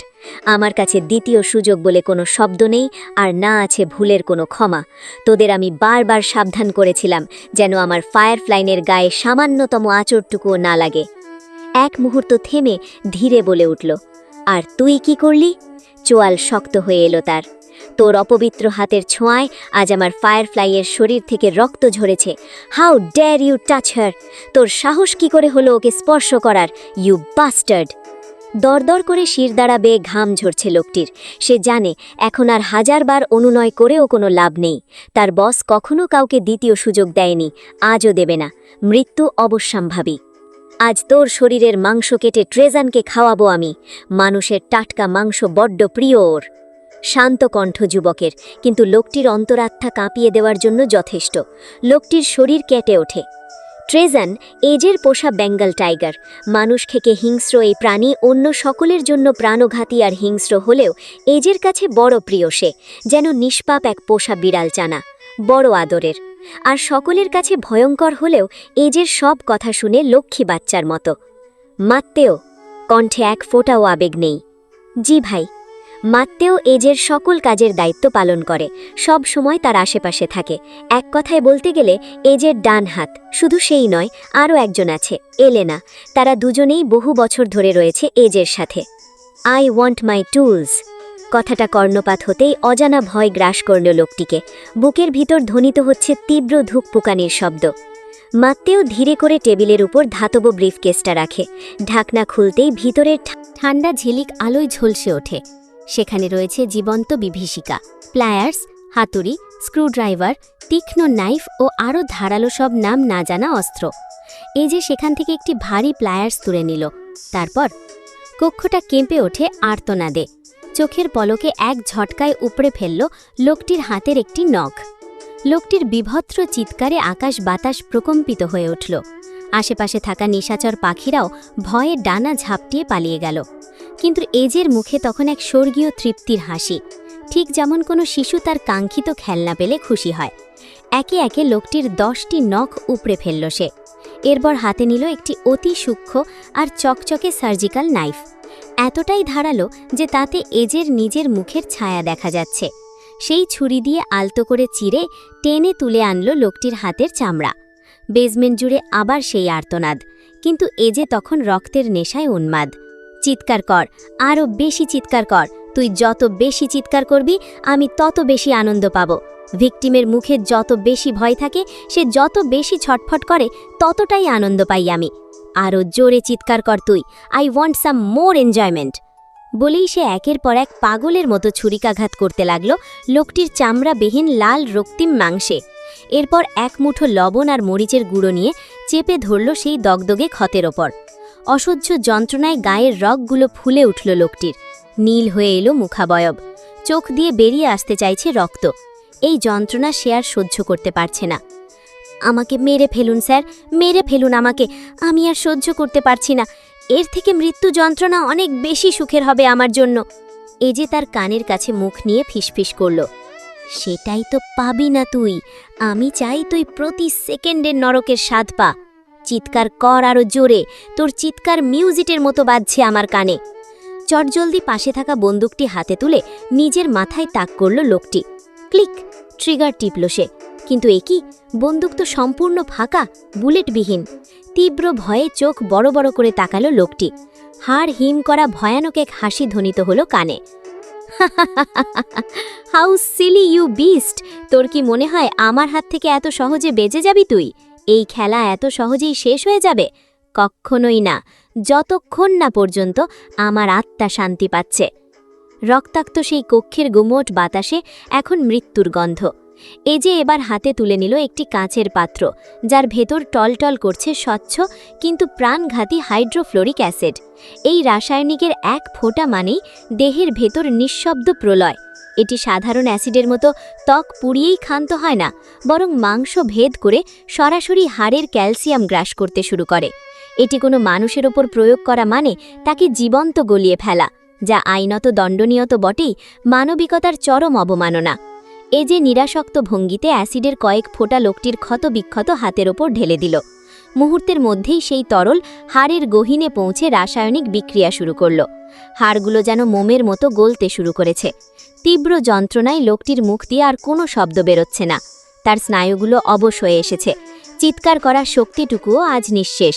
তার ঘোলাটে হয়ে আসা চোখে এখন কেবল একটিই প্রার্থনা, মৃত্যু। নিজের কাজ সম্পন্ন করে তৃপ্তির সাথে উঠে দাঁড়ালো এজে। ব্রিং ট্রেজান, আজ ওর ফেভারিট স্ন্যাক্স পাবেও। কক্ষ থেকে বেরিয়ে এলো এজে। এবার ফ্রেশ হয়ে একটু বিশ্রাম নেবে। কয়েক মুহূর্তের পরেই ভেতর থেকে ভেসে এলো টাইগারের গম্ভীর আর ক্ষুধার্ত হুঙ্কার। বাঘের সেই গর্জনের সাথে মিশে গেল মানুষের শেষ এক করুণ আর্তনাদ। হাড় আর মাংস চেবানোর বীভৎস শব্দে ক্যালাব্রিয়ার আকাশ বাতাস যেন কেঁপে উঠল। সেই শব্দ এতটাই ভয়ঙ্কর যে পুরো অঞ্চল মুহূর্তের জন্য স্তব্ধ হয়ে গেল। কিছুক্ষণ পর সব নীরব। সেই পৈশাচিক কোলাহল ছাপিয়ে আবার নেমে এলো শুনশান নিস্তব্ধতা। শহরে নিখোঁজ হচ্ছে একের পর এক সুন্দরী রমণী।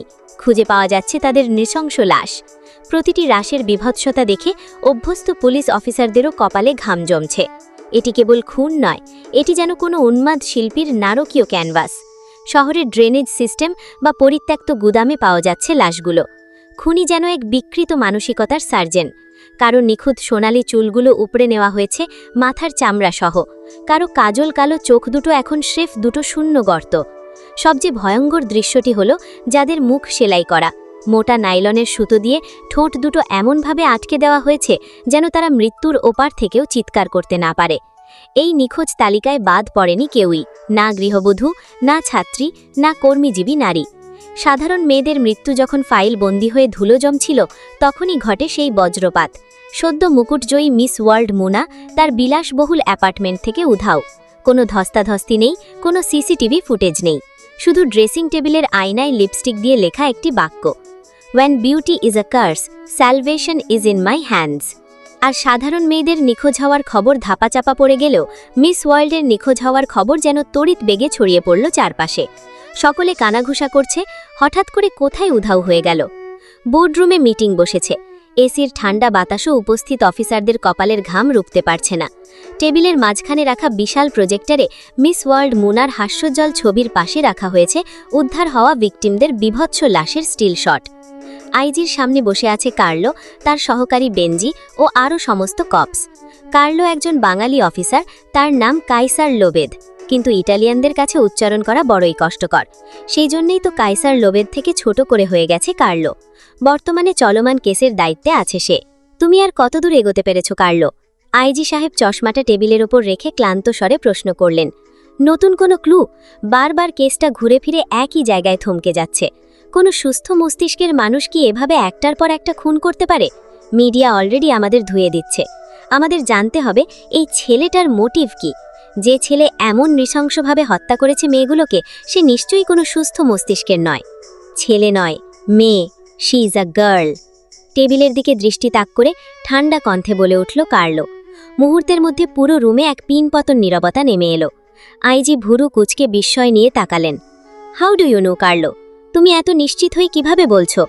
কার্লো তার আইপ্যাড থেকে কয়েকটা মাইক্রোস্কোপিক ইমেজ প্রজেক্টরে শেয়ার করল। ফরেন্সিক ল্যাবে টেস্ট করে জানা গেছে, মৃত মেয়েগুলোর শরীরে যে নখের আঁচড় পাওয়া গেছে তার প্যাটার্ন আর ডেপথ বলছে এগুলো একজন মেয়ের আঁচড়। নিজের প্রাণ বাঁচানোর জন্য ভিকটিম যখন ধস্তাধস্তি করছিল তখনই এই চিহ্নগুলো তৈরি হয়েছে। আর তার চেয়েও বড় কথা, কার্লো আসন ছেড়ে উঠে দাঁড়ালো। লেজার পয়েন্টার দিয়ে একটা লাশের কপালের দিকে নির্দেশ করল। যাকেই সে মারছে তার কপালে চাকু দিয়ে খোদাই করে লিখছে ব্লাডি কুইন। এটা ওর সিগনেচার। আর লাশের পাশে সে রেখে যাচ্ছে টকটকে লাল রঙের একটি ব্যবহৃত লিপস্টিক। আমাদের ল্যাব কনফার্ম করেছে এ পর্যন্ত যতগুলো লিপস্টিক পাওয়া গেছে সবগুলো একই ব্র্যান্ডের এবং একই শেডের। এমনটি ফরেন্সিক রিপোর্ট বলছে লিপস্টিকগুলোতে পাওয়া স্যালাইভা বা লালা ডিএনএ একই মেয়ের। She is a pure psychopath sir. Benji আর বাকি অফিসাররা নিজেদের মধ্যে ফিসফিস শুরু করল। আইজি চেয়ারে হেলান দিয়ে ভাবুক গলায় বললেন, তাহলে ওকে ট্র্যাক করার কোনো রাস্তা বের করেছো? মেয়েটিকে খুঁজে পাবে কি করে? কার্লোর ঠোঁটে এক চিলটে বাঁকা হাসি ফুটে উঠল। ক্লু ওই লিপস্টিকটাই দিয়েছে স্যার। এই স্পেসিফিক শেডের কাস্টম লিপস্টিকটি একটা নামী ফ্রেঞ্চ কোম্পানি তৈরি করে। আমাদের ইনফরমেশন আছে শহরের একটি নির্দিষ্ট আউটলেট থেকে প্রতি সপ্তাহে একজন নারী এই লিপস্টিকগুলো কিনে নিয়ে যায়। আমরা অলরেডি তার ক্রেডিট কার্ড ট্রানজ্যাকশন আর সিসিটিভি ফুটেজ থেকে ইনফরমেশন কালেক্ট করে নিয়েছি। কার্লো তার জ্যাকেটটা টেনে ঠিক করে নিল। তার চোখে এখন শিকারি বাজের মতো তীক্ষ্ণতা। খুব শীঘ্রই ব্লাডি কুইন আমাদের সামনে হাতকড়ি পরা দাঁড়িয়ে থাকবে। তার হাতে আর কোনো শিকার পৌঁছাবে না। খারাপ কিছু ঘটার আগেই আমরা মুনাকে উদ্ধার করতে পারবো। That's my promise. শহরে একের পর এক মেয়ে নিখোঁজ হচ্ছে, অথচ আপনারা কোনো হদিস দিতে পারছেন না। প্রশাসনের ব্যর্থতা ঢাকতেই কি আগের কেসগুলো ধাপাচাপা দেওয়া হয়েছে? এ বিষয়ে আপনার জবাব কি? বোর্ডরুমের মিটিং শেষে বেরোতেই কার্লোর চোখে আছড়ে পড়ল ডজনখানিক ক্যামেরার ফ্ল্যাশ গান। একজন সাংবাদিক চিৎকার করে প্রশ্নটা ছুড়ে দিল। প্রেস মিডিয়ার প্রতিনিধিরা শিকারী নেকড়ের মতো ঘিরে ধরল তাকে। মাইক্রোফোনগুলো প্রায় তার মুখের সামনে উদ্যত তলোয়ারের মতো ঠেকেছে। কার্লোর চোয়াল শক্ত হয়ে উঠল, কিন্তু সে থামল না। দ্রুত পায়ে সে সিঁড়ির দিকে এগিয়ে যাচ্ছে। পাশ থেকে আরেকজন নারী সাংবাদিক তীক্ষ্ণ স্বরে বলে উঠলেন, এবার তো খোদ মিস ওয়ার্ল্ড মুনা নিখোঁজ। সাধারণ মেয়েদের পর এবার সেলিব্রিটি। শহর কি তবে এখন খুনিদের স্বর্গরাজ্য? মুনাকে কি আপনারা জীবিত উদ্ধার করতে পারবেন, নাকি তার নিথর দেহটা পাওয়ার জন্য আমরা অপেক্ষা করব? কার্লো এবার থমকে দাঁড়ালো। পকেট থেকে তার সিগনেচার কালো রোদ চশমাটা বের করে চোখে পড়ল। চারপাশের শোরগোল এক মুহূর্তের জন্য স্তিমিত হয়ে এলো। সে স্থির দৃষ্টিতে ক্যামেরার লেন্সের দিকে তাকিয়ে ঠান্ডা ও দৃঢ় কণ্ঠে উত্তর দিল, দেখুন, পুলিশ তার সর্বোচ্চ শক্তি দিয়ে কাজ করছে। আমরা হাত গুটিয়ে থাকার লোক নই। আমি শুধু এটুকুই বলবো, খুব শীঘ্রই অপরাধী আপনাদের সামনে হাতকড়ি পরা থাকবে। তদন্তের স্বার্থে এর চেয়ে বেশি তথ্য এই মুহূর্তে দেওয়া সম্ভব নয়। Excuse me. কথাটা শেষ করেই সে ভিড় ঠেলে নিজের কালো এসইউভি গাড়িটির দিকে এগিয়ে গেল। ইঞ্জিনের গর্জন তুলে গাড়িটি হেডকোয়ার্টারের গেট পেরিয়ে অদৃশ্য হয়ে গেল মুহূর্তে। পেছনে তখনও লাইভ টেলিকাস্ট চলছে। রিপোর্টার ক্যামেরার দিকে তাকিয়ে অনবরত বলে চলেছেন। সন্দেহ আর আতঙ্ক এখন তুঙ্গে। কাইসার লোভেদ ওরফে কার্লো কি সত্যি সেই মহিষাময়ী কিলারকে আইনের আওতায় আনতে পারবেন, নাকি সেই মহিষাময়ী কিলারের খুনের নেশায় এবার বলি হবেন মিস ওয়ার্ল্ড মুনা? খুনি কি আবারও আড়াল থেকে জয়ী হবে? সব খবরের আপডেট পেতে চোখ রাখুন নিউজ 24-এ। বিলাসবহুল আল্ট্রা লাক্সারিয়াস বাথরুমের নরম আলোয় হাফ নেকেড অবস্থায় দাঁড়িয়ে আছে এজে। সুঠাম দেহের প্রতিটি পেশি নিখুঁতভাবে খোদাই করা, যেন কোনো দক্ষ ভাস্করের নিপুণ হাতের ছোঁয়া। জিম করা টানটান শরীরে 8 প্যাক অ্যাবস আর নিখুঁত ভি শেপ অবয়ব তাকে দিয়েছে এক অদম্য মানসিক আজীবত্ব। উজ্জ্বল ফর্সা ত্বকে সেই গঠন আরও বেশি তীব্র, আরও বেশি বিপজ্জনকভাবে আকর্ষণীয়, যে কোনো নারীর চোখ থমকে যাওয়ার জন্য যথেষ্ট। ট্রান্সপ্যারেন্ট কাঁচের দেওয়াল ঘেরা শাওয়ারের নিচে দাঁড়িয়ে আছে এজে। শরীরে লেগে আছে জমাটবদ্ধ দূষিত রক্ত। অদ্ভুত এক নেশা তার এই রক্তের প্রতি, যেন কোনো নিষিদ্ধ দ্রব্যের তীব্র টান। শাওয়ারের নব ঘুরিয়ে দিতেই ঝরঝর করে নেমে এলো জলরাশি। দুহাত দেয়ালের উপর রেখে মাথা কিছুটা হেলিয়ে চোখ বন্ধ করল সে। পানির ধারাগুলো তার পিঠের খাঁজ বেয়ে মসৃণভাবে গড়িয়ে পড়ছে। কিছু একটা মনে পড়তেই ঠোকের কোণে ফুটে উঠল রহস্যময়ী ক্রূর হাসি। বেশ সময় নিয়ে শাওয়ার শেষ করল। শরীরে ঢিলেঢালা বাথরুম জড়িয়ে ধীরে পায়ে ফিরে এলো রুমে। সিক্ত চুল থেকে এখনও টপটপ করে পানি ঝরছে, কিন্তু তা মুছবার কোনো তাড়া নেই তার। ঘাড়ে হাত রেখে মাথা কাত করে দুদিকে ঘোরাতেই ক্যারক্যার শব্দে খুলে গেল শক্ত হয়ে থাকা পেশি। শরীরটা কেমন যেন ম্যাজ ম্যাজ করছে। এখনই একটা ডোজ প্রয়োজন। ডোজ নিলে শরীরে এনার্জি ফিরে আসে, মাথা হালকা হয়, বুকের ভেতরের অশান্তি কিছুটা হলেও স্তব্ধ হয়, আর তারপরেই আসে শান্তির ঘুম। ড্রয়ার খুলে অনায়াস ভঙ্গিতে হাতে তুলে নিল একটি সিরিঞ্জ। এক হাত শক্ত করে মুঠো করতে হাতের প্রতিটি শিরা উপশিরা সরতেল ভঙ্গিতে ভেসে উঠল। অন্য হাত দিয়ে নিখুঁত নিশানায় রগের ভেতর পুশ করল সিরিঞ্জটি। হালকা একটা ঝাঁকুনি দিয়ে উঠল তার পুরো শরীর। মুহূর্তেই অবশ হয়ে আসা সমস্ত শরীর ছেড়ে দিয়ে ঠাস করে ঢলে পড়ল বিছানায়। চোখ বুঝতেই তলিয়ে গেল গভীর অন্ধকার কোনো এক নিদ্রায়। এরপর, স্যার, আপনি যে সমস্ত ইনফরমেশন কালেক্ট করতে বলেছিলেন তার সব কিছুই এই ফাইলে আছে, কিন্তু একটা কথা মাথায় আসছে না, এই তথ্যের সাথে আমাদের বর্তমান কেসের কি সম্পর্ক? আমার তো মনে হচ্ছে এগুলোর কোনো যোগসূত্র নেই। গাড়ির পেছনের সিটে হেলান দিয়ে ফাইলটি হাতে নিল কার্লো। জানালার বাইরে দ্রুত বেগে শহরটা পেছনে সরে যাচ্ছে। বেঞ্জি ড্রাইভিং সিট থেকে আর চোখে একবার কার্লোর দিকে তাকিয়ে বলল কথাগুলো। কার্লো ফাইলের পাতাগুলো উল্টাতে উল্টাতে নির্লিপ্ত গলায় বলল, জানি, এই তথ্যগুলো আমি আমার ব্যক্তিগত প্রয়োজনে জানতে চেয়েছি। বেঞ্জি একটু ইতস্তত করে বলল, স্যার, আমি যতদূর জানি মাফিয়া সাম্রাজ্যের শেষ ডন ছিল সালভাটোরে রিসো। তাকে কেউ কোনোদিন জীবন্ত ধরতে পারেনি। তার মৃত্যুটা আজও সবার কাছে একটা অমীমাংসিত রহস্য। তার পতনের পর মাফিয়া রাজত্ব তো তাসের ঘরের মতো ভেঙে পড়েছিল। এখন তো শুধু ছোটোখাটো কিছু গ্যাংস্টার আর পাতি মাস্তানদের আনাগোনা। কার্লো ফাইল থেকে চোখ না সরিয়েই ঠোঁটের কোণে এক চিলটে রহস্যময়ী হাসি ফোটালো। ওহো, তোমার প্রথম কথাগুলো সত্য হলেও পরবর্তী ধারণাটা একদম ভুল বেঞ্জি। মাফিয়া সাম্রাজ্য ধ্বংস হয়নি, বরং বিগত কয়েক বছরে তারা আরও নতুন এবং ভয়ঙ্কর রূপে আধিপত্য বিস্তার করেছে। তাদের একজন নতুন গডফাদার এসেছে। সে পুরো আন্ডারওয়ার্ল্ডকে এক সুতোয় বেঁধে নিজের হাতের মুঠোয় নিয়ে এসেছে। কার্লোর কণ্ঠস্বর আরও গম্ভীর হয়ে এলো। শুধু তাই নয়, বিশ্বের প্রতিটি কোণায় এখন তার অদৃশ্য প্রভাব। সাধারণ মানুষ থেকে শুরু করে পুলিশ, প্রশাসন, এমনকি বড় বড় গ্যাংস্টাররাও তার নাম শুনলে কেঁপে ওঠে। শোনা যায় সরকারও নাকি তার ইশারা ছাড়া এক কদম নড়ে না। তাকে কেউ দেখেনি, একমাত্র তারাই যারা মৃত্যুর খুব কাছাকাছি পৌঁছেছে। তার হিংস্রতা পশুর চেয়েও নিকৃষ্ট। সে আসলে হিংস্রতাকেও শেখায় যে হিংস্রতা ঠিক কতখানি বিভৎস হতে পারে। বিস্ময় চেপে না রেখে শুধল, কি সে sir? Who is this guy? Carlo জানালার বাইরে দৃষ্টি নিবদ্ধ করে ধীর লয়ে উচ্চারণ করল, আরাত্রিক জৈন চৌধুরী। নামটা শোনামাত্রই বেঞ্জি যেন এক মুহূর্তের জন্য ব্রেক কষতে গিয়েও সামলে নিল। সে অস্ফট স্বরে বলল, বাঙালি? ওহো, তার বাবা ছিল ফ্রান্সের আদি অধিবাসী। বেঞ্জি আরও বিভ্রান্ত হয়ে পড়ল। কিন্তু স্যার, নামটা তো খাঁটি বাঙালির মতো শোনাচ্ছে। ফ্রেঞ্চ বংশোদ্ভূত কারো এমন নাম কেন হবে? কার্লো ফাইলটা সশব্দে বন্ধ করে দিল। তার চোখে কোনো অনুসন্ধানের ছায়া। সেই রহস্যটা উন্মোচন করাই এখন আমার আসল উদ্দেশ্য। অনেক দিন ধরে এই লোকটার ছায়া ধাওয়া করে আমি এই সামান্য ইনফরমেশনগুলো জোগাড় করেছি। আই ওয়ান্ট টু নো, কে এই আরাত্রিক জৈন চৌধুরী? কি তার আসল পরিচয়? এই যে রিমের কক্ষের বদ্ধ দরজার সামনে পাথরের মূর্তির মতো দাঁড়িয়ে আছে সে। শরীর জুড়ে এক তীব্র অস্থিরতা। শত চেষ্টার পরও ঘুম আসেনি তার। একটা সময় ছিল যখন সিরিঞ্জের এক ডোজ রক্তে মিশলেই দুনিয়ার সব বিষাদ ভুলে সে তলিয়ে যেত শান্তির অতল গহ্বরে। কিন্তু এখন ড্রাগসও তার রক্তে আর সেই মায়াবী নেশা ধরাতে পারে না। কোনো কিছুতেই শান্তি নেই।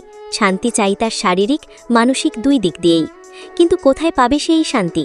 হঠাৎ হৃদয়ের কোনো অন্ধকার কোণ থেকে ভেসে উঠল একটা নাম, ফায়ারফ্লাই। নিজের মনেই নামটা আওড়ালো সে। হ্যাঁ, একমাত্র এই মেয়েটিই পারবে তাকে শান্তি এনে দিতে। তার সমস্ত অশান্তির মূল উৎস যে এই মেয়ে। তাই শান্তি যদি কেউ দিতে পারে তবে তা একমাত্র এই মেয়ের দ্বারাই সম্ভব। মেয়েটা ঘুমের মাঝেও স্বপ্নে এসে আগুনের লেলিহান শিখার মতো জ্বালিয়ে মারে তাকে। আঙুলের আলতো ছোঁয়ায় ফিঙ্গারপ্রিন্ট সেন্সর কাজ করতেই শব্দহীনভাবে খুলে গেল আধুনিক সিস্টেমের ভারী দরজা। রুমে পা বাড়িয়ে বিছানায় চোখ পড়তেই আটকে গেল শ্বাস। স্থির মূর্তি বনে দাঁড়িয়ে পড়ল সে। গভীর দৃষ্টিতে পরখ করছে তার ফায়ারফ্লাইকে। বিছানায় অঘরে ঘুমোচ্ছে ডিম। তার পরনে ঢিলেঢালা প্লাজো আর টি শার্ট। ঘুমের ঘোরে শরীরটা কি ভীষণ অবিন্যস্ত। গায়ের কমফর্টারটা অর্ধেক বিছানায়, বাকিটা অযত্নে লুটিয়ে আছে মেঝেতে। প্লাজো এক পায়ের হাঁটু অবধি উঠে গিয়ে উন্মুক্ত করে দিয়েছে শ্বেত শুভ্র ফর্সা পা। টি শার্টেরও এলোমেলো অবস্থা, একপাশে ভার ছেড়ে নেমে এসেছে, অন্য পাশে উন্মুক্ত হয়ে আছে মেধহীন উদরের কিছুটা অংশ। ফর্সা উদরের উপর নিঃশ্বাসের ওঠানামা স্পষ্ট। এজের দৃষ্টি স্থির হয়ে রইল সেই অনাবৃত ত্বকের ভাঁজে। ঘরের এসির হিমশীতল বাতাসেও তার নিঃশ্বাস ভারী হয়ে উঠছে। ফুসফুস ভরে বড় বড় শ্বাস টেনে নিজেকে ধাতস্থ করার আপ্রাণ চেষ্টা চালাচ্ছে সে। কিন্তু বুকের ভেতরে ধুকপুকানি থামার নাম নেই। নিঃশ্বাসের গতি অস্বাভাবিক, দ্রুত, অগোছালো। কেমন যেন হাঁপাচ্ছে, ঠিক যেন দম ফুরিয়ে আসছে। প্রতিবার শ্বাস নেওয়ার সময় তার গলার পুরুষালী অ্যাডামস অ্যাপল ওঠানামা করছে, যেন কোনো এক তৃষ্ণা গিলে ফেলার ব্যর্থ চেষ্টা। কিছুক্ষণ স্থির দাঁড়িয়ে নিজেকে সামলানোর চেষ্টা করল। চোখ বন্ধ করে গভীর শ্বাস টেনে আবার ছাড়ল, কিন্তু পারল না। নিজেকে বেঁধে রাখা আজ তার সাধ্যের বাইরে। ধীর পায়ে এগিয়ে গেল বিছানার সামনে। হাঁটু ভেঙে বসে পড়ল ফ্লোরে। বিছানায় দুই হাতের কনুই রেখে দু হাতে গাল চেপে ছোট্ট বাচ্চার মতো তাকিয়ে রইল তার ফায়ারফ্লাইয়ের দিকে। নিথর হয়ে ঘুমোচ্ছে ডিম, নিঃশ্বাস ধীর। এক পাশের গাল ডুবে আছে বালিশে, আরেক পাশের গালে এলোমেলোভাবে ছড়িয়ে পড়েছে রেশমের মতো সিল্কি চুলগুলো। এজি খুব যত্নে আলতো করে চুলগুলো গুজে দিল কানে। বালিশে ঠেস দিয়ে থাকা গালের জন্য ঠোঁট দুটো গোল হয়ে ফাঁকা হয়ে আছে সামান্য। সেখান থেকে অল্প অল্প লালা গড়িয়ে ভিজিয়ে দিচ্ছে বালিশের এক কোণ। মখমলে নরম গোলাপি অধরের নিচে চকচক করছে কুচকুচে কালো তিল। এজের চোখ দুটো স্থির হয়ে গেল সেখানে। এবারে নেশা হচ্ছে তার, মারাত্মক সেই নেশা, যা সহজে কাটবার নয়। নিজেকে কন্ট্রোল করা বড্ড কষ্টকর। কেমন নেশালো দৃষ্টিতে তাকিয়ে আছে সে, যেন ছোট্ট বাচ্চার সামনে ললিপপ রাখা হয়েছে অথচ তাকে খেতে দেওয়া হচ্ছে না। এত ভারী অন্যায়, ভীষণ যন্ত্রণার এই ফিলিংস। না, শান্তি পাবার বদলে আরও অশান্ত হচ্ছে তার মন। চোখ দুটো কেমন রক্তবর্ণ ধারণ করেছে, ঘন ঘন শ্বাস ফেলছে। মনের গভীরে নিষিদ্ধ ইচ্ছেগুলো মাথা তুলে দাঁড়াচ্ছে। ইচ্ছে করছে এক্ষুনি এই মেয়েকে শক্ত করে জড়িয়ে ধরতে, তারপর একটার পর একটা চুমু। ভাবনাতেই শরীর ঝাঁকুনি খাচ্ছে। এত কিউট কেন এই মেয়ে, ঠিক যেন একটা বারবি ডল। নিজের ঠোঁট শক্ত করে কামড়ে ধরে আবারও শুষ্ক ঢোক গিলল সে। বারবার নিজেকে নিয়ন্ত্রণ করার চেষ্টা করছে। হঠাৎ শক্ত করে খামচে ধরল বিছানার চাদর। কাপড়টা মুঠোর ভেতর কুঁচকে গেল। উন্মুক্ত ফর্সা ঘাড়ের কালো চিকন ফিতা স্পষ্ট দৃশ্যমান মেয়েটার। বেহায়া চোখ দুটো বারবার আটকে যাচ্ছে সেখানে। হাত বাড়ালো টি শার্টখানা তুলে দিতে, দিল কি দেয়নি অকস্মাৎ তড়িৎ বেগে গালে পড়ল এক চর। পর্ব 4। থাপ্পড়, তাও আবার এজের গালে, ভাবা যায়? পুরো ঘর জুড়ে বিরাজমান নিস্তব্ধতা, শুধুমাত্র নিঃশ্বাসের ঘন ঘন শব্দ ভেসে আসছে। ক্রোধে ফুঁসছে রিম, দু চোখ দিয়ে যেন অগ্নিপিণ্ড ঝরছে। যে ছেলের চোখের দিকে তাকিয়ে কথা বলার সাহস পর্যন্ত নেই কারোর, যার ভয়ে শহর থমকে দাঁড়ায়, তার গালে থাপ্পড়, ভাবা যায়? মেয়েটার এলে মাছে বলতে হবে। গালে হাত বুলিয়ে ক্রূর হাসল এজে। অবাক হয় রিম। তার জায়গায় অন্য কেউ হলে এতক্ষণে নির্ঘাত দেহটা ছিন্ন ভিন্ন হয়ে যেত, টুকরো টুকরো হয়ে ট্রেজানের খাবার হয়ে যেত। রিম ভেবেছিল মনস্টারটা হয়তো রেগে যাবে, কিন্তু তার হলো কই। কি সুন্দর নির্লজ্জের মতো বাঁকা হাসছে দেখো। উফ, এত তেজ! ফিদা হয়ে যাচ্ছি তো। এমনিতেই পাগল হয়ে আছি, আর কত পাগল বানাবে বলো তো? তোমার ওই টমেটোর মতো লাল লাল গাল দেখে কি ইচ্ছে করছে জানো? ঠোঁট কামড়ে বাঁকা হাসল যুবক। সেই হাসির সাথে হাসছে যেন তার চোখ দুটো। তোমার হাত এত সফট কেন বলো তো? উফ, আরেকটা থাপ্পড় দিবে প্লিজ, শরীরে কারেন্ট প্রবাহিত হচ্ছে। তরুণীর হাত মুঠোয় পুরে গাল এগিয়ে নির্বিকারে বলে উঠল এজে, ইউ নো হোয়াট, তোমার নেশা ড্রাগের থেকেও ভয়ঙ্কর, পৃথিবীর সমস্ত নেশার ঊর্ধ্বে। এই নেশাই এতই ভয়ঙ্কর যে করার আগেই মাতাল হয়ে যাই আমি। এই যে দেখো, একটু আগেই ড্রাগ নিয়েছি, বিশ্বাস করো একটুও নেশা হয়নি, কিন্তু তোমাকে দেখার পরই মাতাল হয়ে যাচ্ছি আমি। আপনি একটা বদ্ধ পাগল, উন্মাদ। রাগে ঘৃণায় ফুঁসছে রমণী, শুধু তোমার জন্য। রিমের শরীরটা শিউরে উঠল এজের নেশাক্ত কণ্ঠে। আপনার সাহস কি করে হয় আমাকে টাচ করার? এজে ধীরে দৃষ্টি নামালো, এক মুহূর্তের জন্য ক্ষীণ স্বরে বলল, তোমার ইনারের স্ট্র্যাপ দেখা যাচ্ছে, আমি তো শুধু। এতক্ষণে টনক নড়ল রিমের। সে এতক্ষণ যাবৎ ওড়নাবিহীন ছিল মনস্টারটার সামনে। ভাবতেই একরাশ লজ্জা আর অস্বস্তি ঘিরে ধরল তাকে। নিজের প্রতি ভীষণ রাগ হচ্ছে এখন। তড়িৎ নিজের ওড়না খুঁজে না পেয়ে অগত্যা নিজের চুল এনে রাখল ঢেকে সামনের দুপাশ। চোখে চোখ পড়তেই বুকের ভেতরটা কেঁপে উঠল। কি নির্লজ্জ বেহায়া লোক, কিভাবে দেখছে দেখো।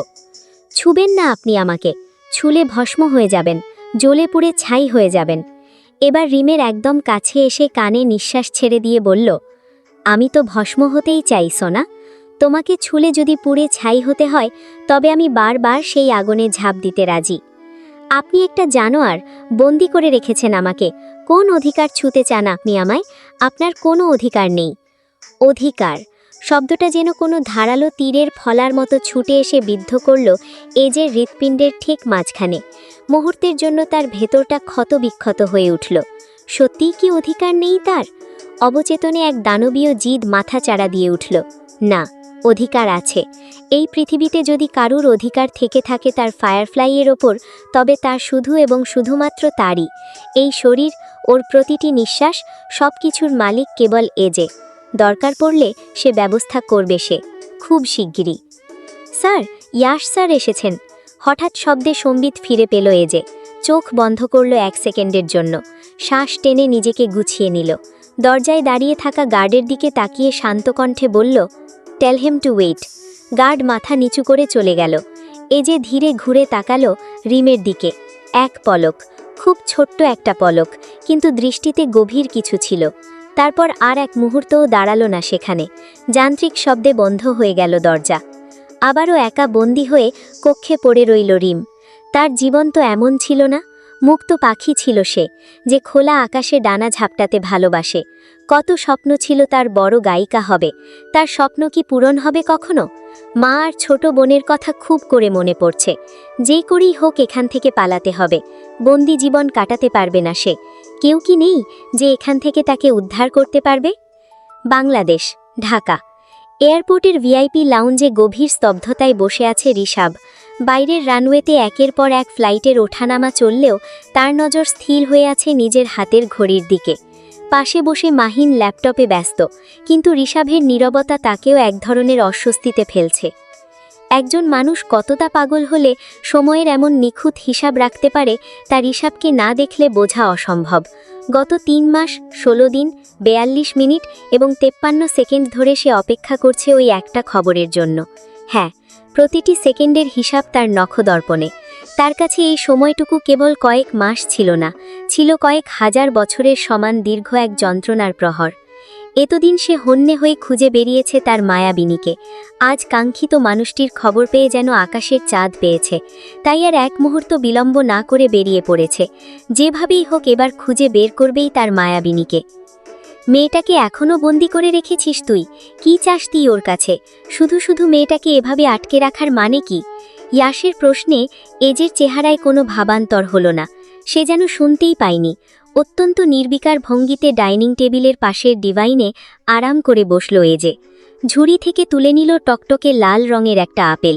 খুব আয়েশ করে তাতে কামড় বসল, যেন তৃষ্ণার্থ কোনো বাঘ ঘাস না পেয়ে আজ ঘাস খেয়েই ক্ষুধা মেটানোর চেষ্টা করছে। ইয়াশ এজের দীর্ঘদিনের বিজনেস পার্টনার। শুধু ব্যবসায়ী নয়, অন্ধকার পথেও তারা একে অপরের ছায়া। এজের সবথেকে কাছের এবং সম্ভবত একমাত্র বন্ধু। সেই অধিকার থেকেই সে আজ সোজাসুজি প্রশ্নটা করেছে। ও তো তোর কোনো শত্রু নয়, একটা সাধারণ মেয়ে। না ওকে মারছিস আর না শান্তিতে বাঁচতে দিচ্ছিস। কেন বন্দি করে রেখেছিস ওকে? কি চাস? শান্তি, শান্তি চাই, আরাম চাই। ও আমার আশেপাশে থাকলে শান্তি অনুভব করি আমি। ও দূরে চলে গেলে নিঃশ্বাস নিতে কষ্ট হয়, দম বন্ধ হয়ে আসে। মনে হয় এই বুঝি হৃৎপিণ্ডটা থেমে গেল, এক্ষুনি মারা যাব। ও যখন আমার পাশে থাকে নতুন করে প্রাণ ফিরে পাই আমি। ও কোনো সাধারণ মেয়ে নয়, ও আমার প্রাণ সঞ্জীবনী। এ যে ডিবানে মাথায় এলিয়ে দিয়ে তাচ্ছিল্য হেসে বলে, তোর আমাকে স্বার্থপর মনে হচ্ছে তাই না? হা, নিজের স্বার্থের জন্য একটা মেয়েকে বন্দি করে রেখেছি আমি। কি করব বল? আর কোনো উপায় নেই তো। ও চলে গেলে 1 সেকেন্ডও বাঁচব না আমি, দম ফেটে মারা যাব। বাঁচতে হলে যে ওকে চাই, আমার চাই। ভালোবাসিস ওকে? ওহো, ও আমার আসক্তি, ভয়ঙ্কর রকমের আসক্তি, যার কাছে ওই তুচ্ছ ভালোবাসা শব্দটা বড় বেশি বেমানান। ভালোবাসলে তো মানুষ সহজেই ভুলে যেতে পারে, আবার ভালোবাসার মানুষের জন্য সব বিসর্জনও দিতে পারে। কিন্তু আমি ওকে কোনো কিছুর বিনিময়ে ছাড়তে পারবো না। দরকার পড়লে পুরো দুনিয়া জ্বালিয়ে ছাড়খাড় করে দেব, ধ্বংস করে দেব সব কিছু, তবুও ওকে ছাড়ব না। ও যদি কোনোদিন অন্য কারোর হতে চায়, তবে নিজের হাতে আমি ওকে শেষ করে দেব, মুছে দেব পৃথিবী থেকে ওর অস্তিত্বের শেষ চিহ্নটুকু। আর তারপর নিজেকেও শেষ করে দেব। ইয়াশ শিউরে উঠল। সে স্পষ্ট দেখতে পাচ্ছে এজের চোখে এক বিধ্বংসী উন্মাদনা। সে বিড়বিড় করে বলল, তুই ওই মেয়েটার জন্য পাগল হয়ে গেছিস। তোর চোখে আমি ভয়ঙ্কর ধ্বংস দেখছি। তুই যে খেলায় মেতেছিস, তাকে শুধু ধ্বংস নয়, তাকে বলে ডিস্ট্রাকটিভ লাভ। ধ্বংস হলে হব, তবে ওকে নিয়েই হব। কাট গলায় বলে এজে। আড়ারে দাঁড়িয়ে এক দীর্ঘশ্বাস ছাড়ল ইয়াশ। তার বলার মতো কিছু নেই, আর না তো এই ছেলেকে বোঝানো যাবে। সে জানে এই উন্মাদনাকে থামানোর ক্ষমতা পৃথিবীর কারুর নেই। Where is Elena? ইয়াশের কণ্ঠে উৎকণ্ঠা। ডিবানে গা এলিয়ে দিয়ে দুই পাশে হাত ছড়িয়ে আয়েশ করে বসল এজে। টি টেবিলে পা দুটো তুলে দিয়ে শীতল কণ্ঠে জবাব দিল, ইনফর্নো রোসো, মিশন সিলেনজিও দি সাঙ্গুই। নামটা শুনেই ইয়াশের বুক ধক করে উঠল। ইটালিয়ান ভাষায় এর অর্থ রক্তে ভেজা নীরবতা। এই মিশনের অর্থই হল টার্গেটকে এমনভাবে শেষ করা যেন কোনো চিহ্ন পর্যন্ত না থাকে। এটি আন্ডারওয়ার্ল্ডের সবথেকে ভয়ঙ্কর এবং নিভৃত এক মিশন। ইয়াশ কিছুটা বিচলিত হয়ে সোজা হয়ে বসল। কিন্তু ও একা কিভাবে সামলাবে? জায়গাটা নরকের চেয়েও ভয়ঙ্কর। ও কি পারবে ওখান থেকে ফিরতে? তুই কি ওকে সাধারণ কোনো মেয়ে ভেবেছিস? ও আমার পালিত শিকারী। শিকার কখনো বেঁচে ফিরতে পারে না ওর হাত থেকে। সিসিলি, পারলর্মো। একদিকে উত্তাল ভূমধ্যসাগরের গর্জন, আর অন্যদিকে ধূসর পাহাড়ের বুক চেরা নৈশব্দ। এই দুইয়ের মাঝখানে দাঁড়িয়ে আছে এক নিষিদ্ধ স্বর্গ, বিলাসবহুল প্রাসাদোপম নাইট ক্লাব ইনফর্নো রোসো, যার অর্থ লাল নরক। সাধারণ মানুষের কাছে এর অস্তিত্ব এক বিভীষিকা মাত্র, কিন্তু অন্ধকার জগতের সম্রাটদের কাছে এটি এক স্বর্গরাজ্য। যারা এখানে আসে তারা হয় কোনো আন্ডারওয়ার্ল্ড মাফিয়া, নয়তো আন্তর্জাতিক ড্রাগ লর্ড। এই লাল নরকের ভেতরে এমন কোনো অন্যায় নেই যা ঘটে না। ড্রাগস, ক্যাসিনো, চোরাই মালের ডিল, প্রস্টিটিউট, হিউম্যান ট্রাফিকিং থেকে শুরু করে নীল দুনিয়ার লেনদেন সবকিছুই এখানে প্রকাশ্য আভিজাত্যের আড়ালে চলে। ক্লাবের প্রবেশপথেই রয়েছে কড়া নিরাপত্তা। কুখ্যাত এই নাইট ক্লাবে প্রবেশকালীন দিতে হয় হ্যান্ডস্ক্যান, বলতে হয় পাসওয়ার্ড, যা প্রতিদিন বদলায়। প্রবেশপথ পার হলেই চোখে পড়ে এক প্রাচীন পাথরের সিঁড়ি, যা সুড়ঙ্গের মতো অন্ধকার চিরে নিচে নেমে গেছে। বাইরে থেকে দেখতে জীর্ণ আর ভুতুড়ে মনে হলেও সিঁড়ি ভেঙে নিচে নামতেই দৃশ্যপট পুরো বদলে যায়। ভেতরে ঢুকলে মনে হবে আপনি কোনো অন্ধকার রেনেসা যুগে পা রেখেছেন। বিশাল বড় হল রুম, যার ছাদ এত উঁচু যে মনে হয় আকাশ ছোঁয়া। পুরো হলের ভেতর জ্বলছে ডার্ক রেড লাইটের আলো। সিলিংয়ে ঝুলছে বিশালাকৃতির প্রাচীন ঝাড়বাতি, দেয়ালে রেনেসা যুগের আঁকাবাঁকা চিত্র। খেয়াল করলে দেখা যাবে মাফিয়া প্রতীকের ছাপ। ঠিক হলের মাঝখানে রাখা স্টেজে দাঁড়িয়ে স্লো ভয়েসে বিষণ্ণ ইংলিশ গান গাইছে সুন্দরী রমণী। সেই সুরের তালে পাশেই পোল ডান্স করছে একদল বার ডান্সার, যাদের পোশাকের নামমাত্র আবরণ আভিজাত্যের চেয়ে কদুর্যতাকেই বেশি ফুটিয়ে তুলছে। হলের অন্য প্রান্তে বিশাল এক বার কাউন্টার, যেখানে থরে থরে সাজানো পৃথিবীর সবচেয়ে দামি ও দুর্লভ মদের বোতল। কেউ গ্লাসে চুমুক দিয়ে নেশায় বোধ হয়ে আছে, আবার কেউ বা মদের ঘোরে ঢলে পড়ছে নাচরত রমণীদের অবিন্যস্ত শরীরে। পরনে কালো সিল্কের অফ শোল্ডার গাউন, তরুণীর যার একদিকের স্লিট দিয়ে উন্মুক্ত হয়ে আছে দীর্ঘ ও সুডৌল পা। পায়ে দেওয়া কালো পেন্সিল হিল, পিঠ ছাপিয়ে নেমে এসেছে কোকড়ানো চুল। স্টাইলিশ কিলার লুকে দাঁড়িয়ে আছে এলেনা, হাতে রেড ওয়াইনের গ্লাস। তার সাথে ডেসপারেটলি ক্লোজ হওয়ার চেষ্টা করছে সান্দ্রে। লোকটা নেশায় বুঁদ।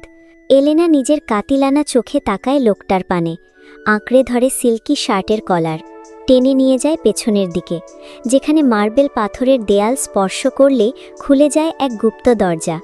কালো দুনিয়ার মূল কাজ এখানেই হয়, পুরো সিসিলি অপরাধ জগতের কন্ট্রোল হয় এখান থেকেই। কক্ষের ভেতরে ঢুকতেই সান্দ্রেকে ধাক্কা দিয়ে মখমলে বিছানায় ফেলে দিল এলেনা। লোকটার চোখে মুখে লালসা আর কামুকতার ছাপ। অধৈর্য হয়ে উঠেছে লোকটা এলেনাকে গভীরভাবে ছুতে। এলিনা আলতো হাতে লোকটার কোট খুলে শার্টের বোতামগুলো একে একে আলগা করতে শুরু করলো। উন্মুক্ত হলো সান্দ্রের প্রশস্ত বুক। এলেনার আঙুলগুলো স্লাইড করতে করতে কপাল থেকে গলার দিকে নেমে এলো। নিজের ঠোঁট দুটো নিয়ে এলো সান্দ্রের ঠোঁটের খুব কাছে। আবেশে চোখ বন্ধ করল সান্দ্রে, হয়তো কোনো স্বর্গীয় সুখের স্পর্শ পেতে যাচ্ছে। কিন্তু পরমুহূর্তেই তার বিভ্রম কাটল এক তীক্ষ্ণ যন্ত্রণায়। শরীরটা কুঁকড়ে গেল মুহূর্তেই। ঠোঁটের স্পর্শের বদলে এলেনার লম্বা ও তীক্ষ্ণ নখগুলো বাঘের থাবার মতো গেঁথে গেল সান্দ্রের গলায়। টকটকে লাল নেল পলিশ মাখা সেই নখগুলো চামড়া চিরি মাংসের ভেতরে ডেবে যাচ্ছে। যন্ত্রণায় ছটফাট করতে করতে চোখ মেলল সান্দ্রে। কাঁপা কাঁপা গলায় শ্বাস আটকে বলল, হু আর ইউ? এলেনা তার কানের কাছে মুখ নিয়ে বরফ শীতল কণ্ঠে উত্তর দিল, এলেনা, লেডি গ্যাংস্টার। নামটা শোনা মাত্রই রক্ত হিম হয়ে গেল সান্দ্রের। এই নাম আন্ডারওয়ার্ল্ডের যমদূত হিসেবে পরিচিত। আতঙ্কিত হয়ে সে বিড়বিড় করে উঠল, আমি কিছু করিনি, সমস্ত ডিলের মাল রুম নাম্বার 34-এ আছে, ওগুলো নিয়ে নাও, আমাকে ছেড়ে দাও প্লিজ। লোকটার কণ্ঠে ভয় আর আকুতি মিশেলে। ভুবন ভোলানো হাসে এলেনা, ছেড়ে দিব তো সোনা। ঘাড় হেলিয়ে নিজের চুলগুলো এক ঝটকায় সরিয়ে দিয়ে সান্দ্রের চোয়ালে হাত রাখল সে। অত্যন্ত রসালো কণ্ঠে বলল, আগে বলো বেবি, হার্ড ড্রাইভটা কোথায়? চমকে উঠল সান্দ্রে, চোখের মনি স্থির হয়ে গেল। শরীরের সব শক্তি যেন এক নিমেষে উবে গেছে। এই হার্ড ড্রাইভের কথা তো কারও জানার কথা ছিল না। তবে কি যমদূত আজ তার দরজায় কড়া নেড়েছে? শহর থেকে দূরে নির্জনে অন্ধকার এক অভিশপ্ত বাংলো। জঙ্গলের ভেতর একাকী দাঁড়িয়ে থাকা পুরনো বাংলোটি যেন মৃত্যুর নিঃশ্বাস ফেলে। চারপাশে ঘন জঙ্গল আর লতাগুল্মের এমন জটলা যেন এক বিশাল অজগর বাংলোটিকে আষ্টপৃষ্ঠে জড়িয়ে ধরে দম বন্ধ করে মারছে। ঝোড়ো বাতাসে গাছের ডালপালার ঘর্ষণ কোনো বন্যপ্রাণীর আর্তনাদের মতো শোনাচ্ছে। বাংলোর সদর দরজা ঠেলে ভেতরে ঢুকতেই নাকে ধাক্কা দিল এক উৎকট পচা গন্ধ। শুধু পচন নয়, তার সাথে মিশে আছে রাসায়নিক আর জমাটবদ্ধ রক্তের ভ্যাপসা ঘ্রাণ। দেয়ালে অদ্ভুত সব আঁকিবুকি, যেন কোনো উন্মাদ তার নখ দিয়ে ইতিহাসের সবচেয়ে বীভৎস গল্পটা লিখে রেখেছে। বেঞ্জি নাকে রুমাল চেপে অরষ্ট গলায় বলল, স্যার, এরকম ভুতুরে বাংলোয় কি আদৌ কোনো মানুষ থাকে? আমার তো হাত পা ঠান্ডা হয়ে আসছে। এত বাজে গন্ধে, এই গন্ধে মনে হচ্ছে পেটের নাড়িভুড়ি সব বেরিয়ে আসবে। কার্লোর হাতের টর্চের আলোটা দেয়ালে স্থির হলো। বেঞ্জির আজগুবি কথায় মেজাজটা আরও তিরিক্ষি হয়ে উঠল। সে দাঁতে দাঁত চেপে নিচু স্বরে বলল, শাট আপ বেঞ্জি, আমরা এখানে কোনো 5 স্টার হোটেলের বুকিং দিতে আসিনি, কিলারকে ধরতে এসেছি। এতই যদি ভয়, তবে পুলিশ না হয়ে মালি হতে পারতে, সারাদিন বাগানে ফুল গন্ধ শুকে কাটাতে পারতে। Focus on the case. কথাটা তীরের মতো গিয়ে বিঁধল বেঞ্জির আত্মসম্মানে। অপমানিত বোধ করলেও চুপ করে গেল। ঠিক তখনই নিস্তব্ধতা খান খান করে দিয়ে ওপরতলার করিডর থেকে ভেসে এলো তীক্ষ্ণ শব্দ, ঠক ঠক ঠক। হিল জুতো দিয়ে কেউ যেন মেপে মেপে মেঝেতে আঘাত করছে। কার্লো আর বেঞ্জি মুহূর্তের মধ্যে দেয়ালের সাথে পিঠ ঠেকিয়ে পজিশন নিল। সেফটি ক্যাচ নামিয়ে বন্দুক উঁচু করে ধরল কার্লো। ওপর থেকে নেমে এলো ছাই রঙের পোশাক পরিহিত এক নারী। তার মুখমণ্ডল কুয়াশার মতো ঝাপসা, হলেও হাতের সেই ধারালো ফল কাটার ছুরিটা টর্চের মৃদু আলোয় চকচকে হয়ে উঠল। কার্লোর ইশারায় বেঞ্জু চিতার মতো ঝাঁপিয়ে পড়ে পেছন থেকে তার হাত মুচড়ে ধরল। মেঝেতে পড়ে গেল ছুরিটা। ইয়োর গেম ইজ ওভার, বেঞ্জি গর্জে উঠল। বেঞ্জির কঠিন হাতের মুঠোয় বন্দী নারীটির শরীর থরথর করে কাঁপছে। তার কপালে বিন্দু বিন্দু ঘাম জমেছে, যা গাল বেয়ে চিবুক দিয়ে টুপটুপ করে নিচে ঝরছে। তার চোখ দুটো যেন কোটর থেকে বেরিয়ে আসতে চাইছে, ঠিক যেন কোনো জীবন্ত নরক দেখে এসেছে সে। পরপরই ভয়ার্ত কণ্ঠে বিড়বিড় করে উঠল, আমাকে বাঁচান স্যার, ও আসছে, ওই ওই ওই সাইকোটা মেরে ফেলবে আমাকে, দোহাই আপনাদের, আমাকে এখান থেকে বের করুন। কার্লো আর বেঞ্জি একে অন্যের দিকে তাকালো। দুজনের চোখে মুখে গভীর বিস্ময়। যাকে তারা ধরতে এসেছে সেই এখন বাঁচার জন্য পুলিশের কাছে আকুতি করছে, আর কেই বা তাকে মারতে চাইছে। বেঞ্জি তার হাতের বাঁধন আরও শক্ত করে বিরক্ত গলায় বলল, একদম চালাকি করবে না আমাদের সাথে। আমরা জানি তুমিই সেই ব্লাডি কুইন। এতদিন সুন্দরীদের নৃশংসভাবে হত্যা করার সময় দয়া লাগেনি, এখন পুলিশের হাতে ধরা পড়ে সতী সেজে ভালো মানুষ হওয়ার ঢং করছো। তোমার এই নাটক আমাদের মুখস্থ। শাট আপ বেঞ্জি, কাজের চেয়ে কথা বেশি বলো তুমি। কার্লোর কড়া ধমক খেয়ে বেঞ্জি দমে গেল। নারীটি এবার ডুকরে কেঁদে উঠল, হাঁপিয়ে হাঁপিয়ে বলল, স্যার বিশ্বাস করুন, ও আমাকে মেরেই ফেলবে।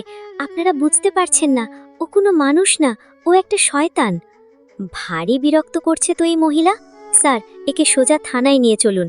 আমাদের অফিসার নিনা যখন লকআপে নিয়ে পেছনের পিঠে দুঘা দেবে, তখন আপনা আপনিই সব সত্যি বেরিয়ে আসবে, সব ঢং উবে যাবে।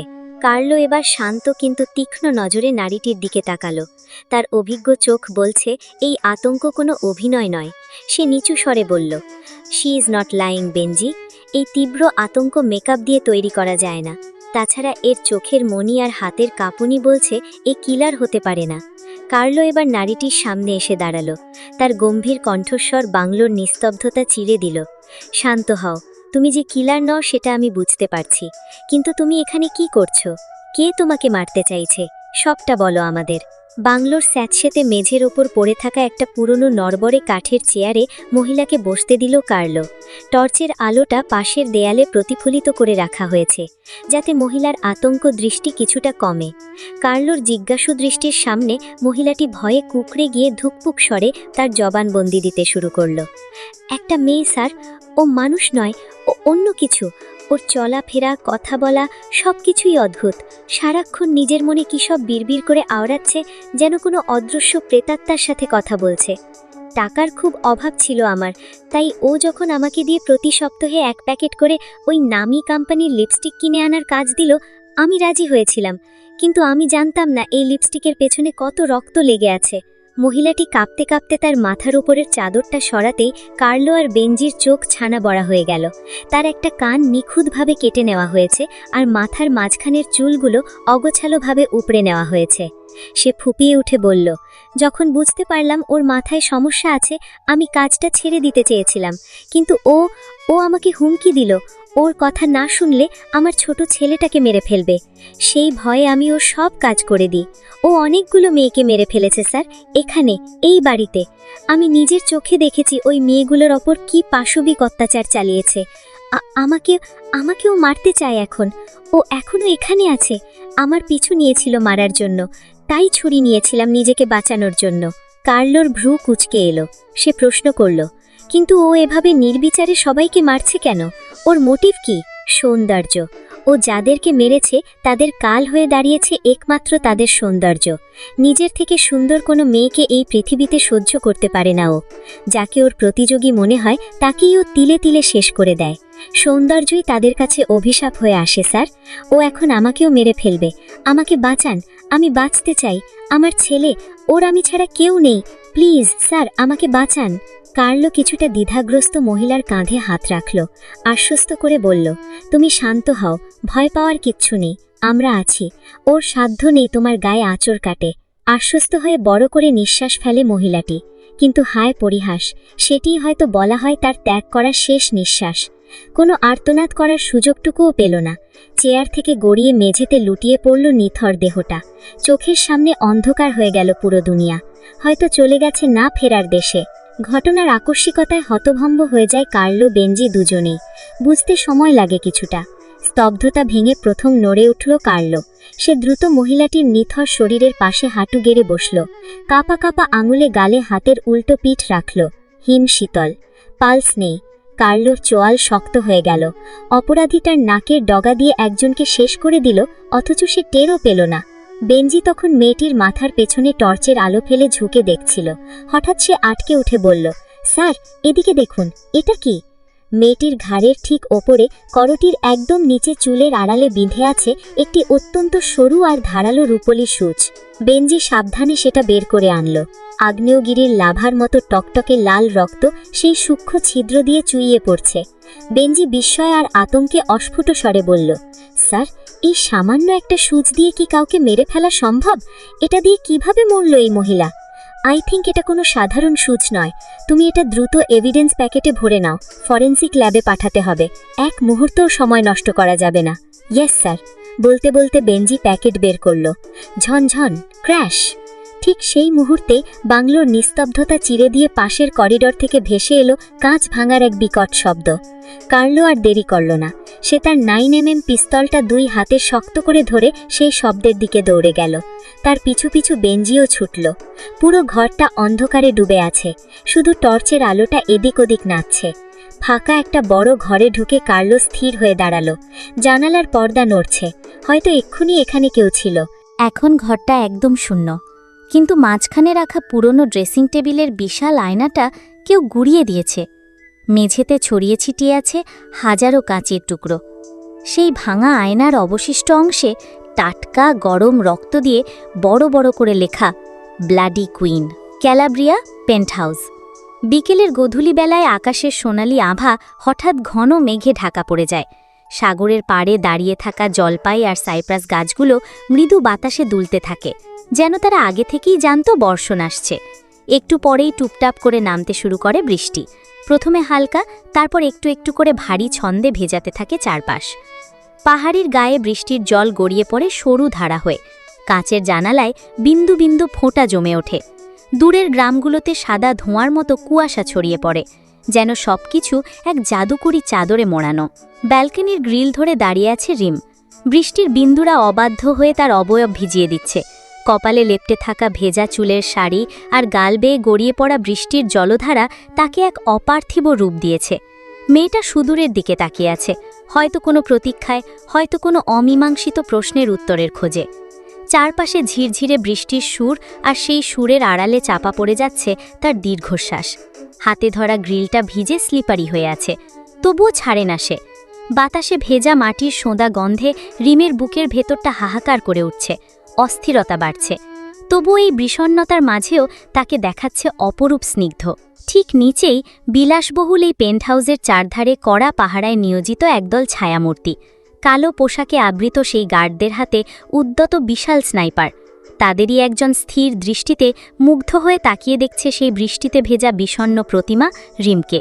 পেন্টহাউসের সেই গুমোট নিস্তব্ধতা চিরে দিয়ে সেখানে প্রবেশ করে এজে। তার প্রতিটি পদক্ষেপে এক ধরনের আধিপত্য আর আসন্ন ঝড়ের সংকেত। গার্ডদের কোনো একটা কড়া নির্দেশ দিতে গিয়েও মাঝপথে থেমে যায়। তার তীক্ষ্ণ নজর গিয়ে পড়ে এক গার্ডের ওপর, যে কিনা পাথরের মূর্তির মতো দাঁড়িয়ে মুগ্ধ চোখে তাকিয়ে আছে ওপরের ব্যালকনির দিকে। এজে তার দৃষ্টি অনুসরণ করে ওপরে তাকাতেই দেখল রিমকে। মুহূর্তেই তার চোয়াল শক্ত হয়ে আসে, কপালে ফুটে ওঠে রাগের নীল শিরা। তার ফায়ারফ্লাইয়ের দিকে অন্য কারো মুগ্ধ দৃষ্টি, এই চিন্তাটাই এজেকে পশুর মতো হিংস্র করে তোলে। তার ভেতরটা অপমানের আর ঈর্ষার দাবানলে জ্বলতে থাকে। পলক ফেলার আগেই এজে বাঘের মতো ঝাঁপিয়ে পড়ে লোকটার ওপর। তার শক্ত হাতটা সাঁড়াশির মতো চেপে বসে গলার নালিতে। লোকটা যন্ত্রণায় একটা চিৎকার করারও সুযোগ পায় না, কেবল অদ্ভুত এক গোঙানি আর বাতাসের জন্য হাঁসফাঁস শব্দ বেরিয়ে আসে তার কণ্ঠ চিরে। এজে দাঁতে দাঁত চেপে হিসশিসিয়ে ওঠে, কণ্ঠস্বর যেন নরকের আগুন। How dare you! আমার ফায়ারফ্লাইয়ের দিকে তাকানোর সাহস তোর হয় কি করে? আজ তোর ওই নোংরা চোখ দুটো আমি উপড়ে ফেলব।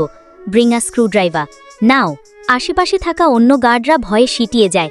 মুহূর্তের মধ্যে একজন গার্ড তড়িৎ বেগে ছুটে এসে কাপা হাতে একটা স্ক্রুড্রাইভার বাড়িয়ে দেয় এজের দিকে। এজে লোকটাকে পশুর মতো আছাড় মেরে ফেলে দেয় মাটিতে। লোকটা বাঁচার জন্য দুহাত নাড়িয়ে কিছু একটা বলতে চায়, কিন্তু এজের উন্মাদনার কাছে তা তুচ্ছ। ক্যাচ ক্যাচ শব্দে ধাতব ফলাটা হাড় আর মাংসের ভেতরে নিজের পথ করে নেয়। কোনো অনুকম্পা নয়, কোনো দ্বিধা নয়, এজে যান্ত্রিক নিষ্ঠুরতায় তীক্ষ্ণ স্ক্রুড্রাইভারটা গেঁথে দেয় লোকটার চোখের মনির ভেতর। পরের মুহূর্তেই ছিটকে আসে গরম রক্ত, যা এজের রক্তাভ মুখে মেখে তাকে আরও বিভৎস করে তোলে। গগন বিদারী এক আর্তনাদ চারপাশের বৃষ্টির শব্দকে ছাপিয়ে যায়। সেই আর্তনাদে পেন্টহাউসের দেওয়ালগুলো যেন কেঁপে ওঠে, কিন্তু এজের পাথরে মনে তার সামান্যতম আঁচড় কাটতে পারে না। নিচ থেকে আসা সেই অমানুষিক আর্তনাদ রিমের কান ছিদ্র করে মগজে গিয়ে আঘাত করে।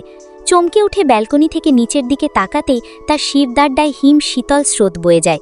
শরীর মুহূর্তেই অসাড়, পায়ের তলার মাটি যেন সরে যাচ্ছে। বুকের ভেতরে হৃৎপিণ্ডটা কামারের নেহাইয়ের মতো আছাড় খাচ্ছে। ধুকপুক শব্দটা সে নিজের কানেই শুনতে পাচ্ছে। চোখ দিয়ে জল গড়িয়ে পড়ছে, দৃষ্টি আটকে আছে নিচের ওই বিভৎসতায়। বৃষ্টির ঝিরঝিরে শব্দের বদলে সেখানে এখন রাজত্ব করছে আদিম পাশবিকতা। এজে না, ও কোনো মানুষ নয়, সাক্ষাৎ যমদূত। তার দাঁতে মুখে ছিটকে আসা কালচে রক্ত মেখে এক পৈশাচিক উল্লাসে মেতেছে সে। রক্তের নেশায় চূর হয়ে যাওয়া কোনো এক ক্ষুধার্ত হায়নার মতো সে একের পর এক আঘাত করে চলেছে নিথর দেহটার ওপর। বিভৎস সেই দৃশ্য দেখে রিমের পেট গুলিয়ে উঠছে, বমির উদ্রেক হচ্ছে তার। এজে দুপাশে ক্যারক্যার ঘাড় ফুটিয়ে ধীরে ঘাড় বাঁকা করে তীক্ষ্ণ দৃষ্টিতে সব গার্ডদের দিকে তাকিয়ে হুঙ্কার ছাড়ে। এখানে আর কারো এমন দুঃসাহস আছে আমার ফায়ারফ্লাইয়ের দিকে তাকানোর? Tell me, I said tell me. সেই হুঙ্কারে পেন্টহাউসের মজবুত ভিত্তিও যেন কেঁপে ওঠে। দুর্ধর্ষ সব গার্ডরাও পর্যন্ত কুঁকড়ে যায় ভয়ে, মাথা নত করে দাঁড়িয়ে থাকে অপরাধীর মতো। এজে আবার চিৎকার করে ওঠে, যে আমার ফায়ারফ্লাইয়ের দিকে চোখ তুলে তাকাবে তাকে ঠিক এভাবেই শেষ করে দেব আমি, জ্যান্ত নরকে পুঁতে দেব। ঠিক তখনই আকাশ চিরে এক প্রলয়ঙ্করী বজ্রপাত ঘটে, যেন প্রকৃতিও এই নৃশংসতায় সায় দিচ্ছে। বৃষ্টির স্বচ্ছ ধারার সাথে গার্ডের দেহ থেকে চুইয়ে পড়া তাজা রক্ত মিশে এক বিভীষিকাময় লাল স্রোত তৈরি করেছে। ভেজা মাটির সোদা গন্ধ আর রক্তের ভ্যাপসা কটু বন্ধ মিলেমিশে বাতাসকে ভারী করে তুলেছে। শান্তি, সেই রক্তের কাঁচা ঘ্রাণে তৃপ্তির শ্বাস নেয় এজে। এক অদ্ভুত শান্তিতে চোখ বন্ধ করে সে। ঠোকের কোণে ফুটে ওঠে বিশ্রী পৈশাচিক হাসি। হাত বাড়াতেই এক গার্ড কেঁপে কেঁপে তার হাতে তুলে দেয় প্রিয় ব্লু রাজ লেমনেড ফ্লেভারের ইলেকট্রিক সিগারেট। এজে গভীর এক টান দেয় তাতে। পরক্ষণেই এক রাশ ধোঁয়া ছেড়ে দেয় বৃষ্টির বাতাসে। সেই নীলচে ধোঁয়া বৃষ্টির অঝোর ধারার সাথে মিশে গিয়ে মুহূর্তেই ফিকে হয়ে যায়। রয়ে যায় শুধু আতঙ্ক। এজে বড় বড় হিংস্র পদক্ষেপে করিডর পেরিয়ে রিমের ঘরের কাছে এসে দাঁড়ায়। ঘরের শান্ত পরিবেশটা মুহূর্তেই বিষিয়ে ওঠে রক্তের আর বৃষ্টির নোনা গন্ধে।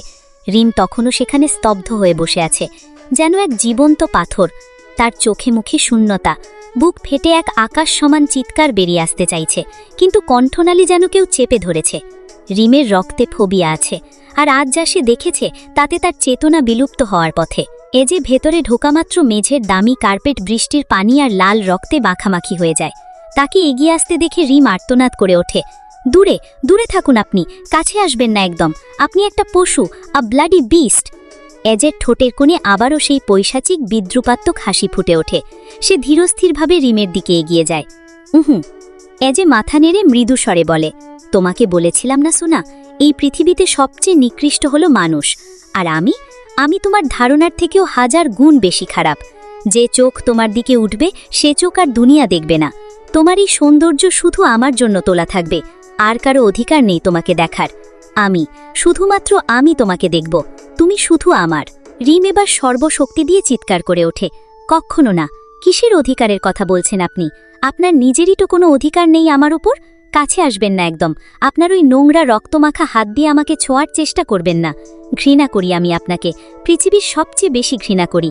I hate you, I hate you, I hate you. চিৎকার করতে করতে রিমের চোখ দিয়ে জল বাঁধে না। সে দেওয়ালের সাথে পিঠ ঠেকিয়ে ফ্লোরে ধসে পড়ে, দু হাঁটুতে মুখ গুজে ডুকরে কেঁদে ওঠে। নিজের মনেই বিলাপ করতে থাকে, এ কোন নরকে এসে বন্দী হলো সে তো কখনো কারোর ক্ষতি করেনি, তবে কেন তার সাথেই এমন হয়? শৈশব থেকেই তো সে শুধু যন্ত্রণাই পেয়ে এসেছে। যে জিনিসটাকে সে ভালোবেসে আঁকড়ে ধরতে চেয়েছিল সেটাই তার কাছ থেকে ছিনিয়ে নেওয়া হয়েছে। তার প্রিয় পুতুল, প্রিয় খেলনা, পছন্দের শখ, সব। এমনকি শেষ আশ্রয় বাবাও তাকে ছেড়ে চলে গেছেন। মায়ের ভালোবাসাও কোনোদিন কপালে জোটেনি। রিমের বুক চিরে শুধু একটাই হাহাকার বেরিয়ে আসে, এই বিশাল পৃথিবীতে কি কেউ নেই যে তাকে একটু নিঃস্বার্থভাবে ভালোবাসবে, একটু যত্ন করে নিজের বুকের মাঝে আগলে রাখবে? এজে টলমল পায়ে এসে রিমের সামনে হাঁটু গেড়ে বসে। রিম ঘৃণায় মুখ ফিরিয়ে নেয়, তার দু চোখ বেয়ে নোনা জলের ধারা তখনও অবাধে বয়ে চলেছে। নিজের ফায়ারফ্লাইয়ের চোখে জল দেখে এজের পাথরে বুকটাও যেন মুহূর্তের জন্য কেঁপে ওঠে। সে ব্যাকুল হয়ে হাত রাখে রিমের দুগালে। এজের হাতে লেগে থাকা আঠালো কাঁচা রক্ত রিমের দুধে আলতা গাল দুটোতে মাখামাখি হয়ে যায়, এক বিভৎস কিন্তু তীব্র অধিকারবোধের ছাপ। তুমি কাঁদছো কেন বার্বিডল? কেঁদো না প্লিজ। এজের কণ্ঠে এক অদ্ভুত মিনতি। নিজের বুকের বাঁ দিকে হাত রেখে সে বলে ওঠে, তোমার কান্না আমি সহ্য করতে পারি না, এখানে লাগে। তুমি কাঁদলে আমার খুব কষ্ট হয়, সোনা পাখি, কাঁদে না প্লিজ। রিম ঝাপসা চোখে তাকায়। ঘৃণা আর অভিমানে তার কণ্ঠস্বর কেঁপে ওঠে। ছাড়ুন আমাকে, ছোবেন না আপনি। আমার কষ্টে যদি আপনার এতই কষ্ট হয়, তাহলে কেন আমাকে এই নরকে বন্দি করে রেখেছেন? কেন আমাকে আমার পরিবারের কাছে যেতে দিচ্ছেন না? বলুন, আমাকে আমার পরিবারের কাছে ফিরিয়ে দিয়ে আসুন। এখানে দম বন্ধ হয়ে যাচ্ছে আমার, মরে যাব আমি। এজে শান্ত দৃষ্টিতে তাকিয়ে থাকে। এক পলক রিমের চোখের দিকে চেয়ে থেকে শীতল গলায় বলে, সরি বারবিডল, তোমার সব ইচ্ছে আমি পূরণ করতে পারি। তুমি চাইলে আমি আকাশের ওই চাঁদেও নিয়ে যেতে পারবো তোমায়, কিন্তু ওই একটা আবদার আমি রাখতে পারবো না। তোমাকে সারা জীবন আমার কাছেই থাকতে হবে, আমার বন্দিনী হয়ে। You don't have any choice. রিমের ভেতরটা হাহাকার করে ওঠে। সে দিকবিদিক জ্ঞানশূন্য হয়ে চিৎকার করে ওঠে, আপনি একটা জানোয়ার, ঘৃণা করি আমি আপনাকে। I hate you, I hate you, I hate you. সে পাগলের মতো এজের পাথরে বুকে ছোট ছোট মুষ্টিয়ে এলোপাথারি ঘুষি মারতে থাকে, কিন্তু এজে স্থির পাহাড়ের মতো বসে সেই আঘাত সয়ে যায়। মারতে মারতে একসময় রিমের শক্তি ফুরিয়ে আসে। প্রচণ্ড মানসিক চাপ আর রক্ত দেখার আতঙ্কে তার শরীর নিস্তেজ হয়ে পড়ে। শেষবারের মতো এজের রক্তমাখা মুখটা আবঝা দেখে নিয়ে সে জ্ঞান হারিয়ে ঢলে পড়ে। এজে খুব যত্ন করে নিজের ফায়ারফ্লাইকে বুকের মাঝে আগলে ধরে কোলে তুলে নেয়। ঘরের মেঝেতে থাকা নিজের পায়ের রক্তছাপ মারিয়ে সে রিমকে নিয়ে বিছানার দিকে পা বাড়ায়। অঘোর ঘুমে আচ্ছন্ন রিমের কপালে সে এক দীর্ঘ গভীর ভালোবাসার পরশ এঁকে দেয়। ঠোঁটের কোণে এক রহস্যময় বিষণ্ণ হাসি নিয়ে এজে বিড়বিড় করে বলে, আজ আমার থেকে পালাতে চাইছো তুমি, ঘৃণা করছো আমায়, কিন্তু যেদিন আমার আসল পরিচয় জানবে, কি করবে সেদিন? আমার জীবনে প্রথম রক্তে হাত ভিজিয়েছিলাম শুধুমাত্র তোমার জন্য, তারপর আর কাটাতে পারিনি রক্তের সেই নেশা। আজকের গল্পটি আপনাদের কেমন লাগলো? ভালো লাগলে লাইক, কমেন্ট, শেয়ার, সাবস্ক্রাইব করে পাশে থাকবেন। আবার দেখা হবে পরবর্তী ভিডিওতে। টাটা।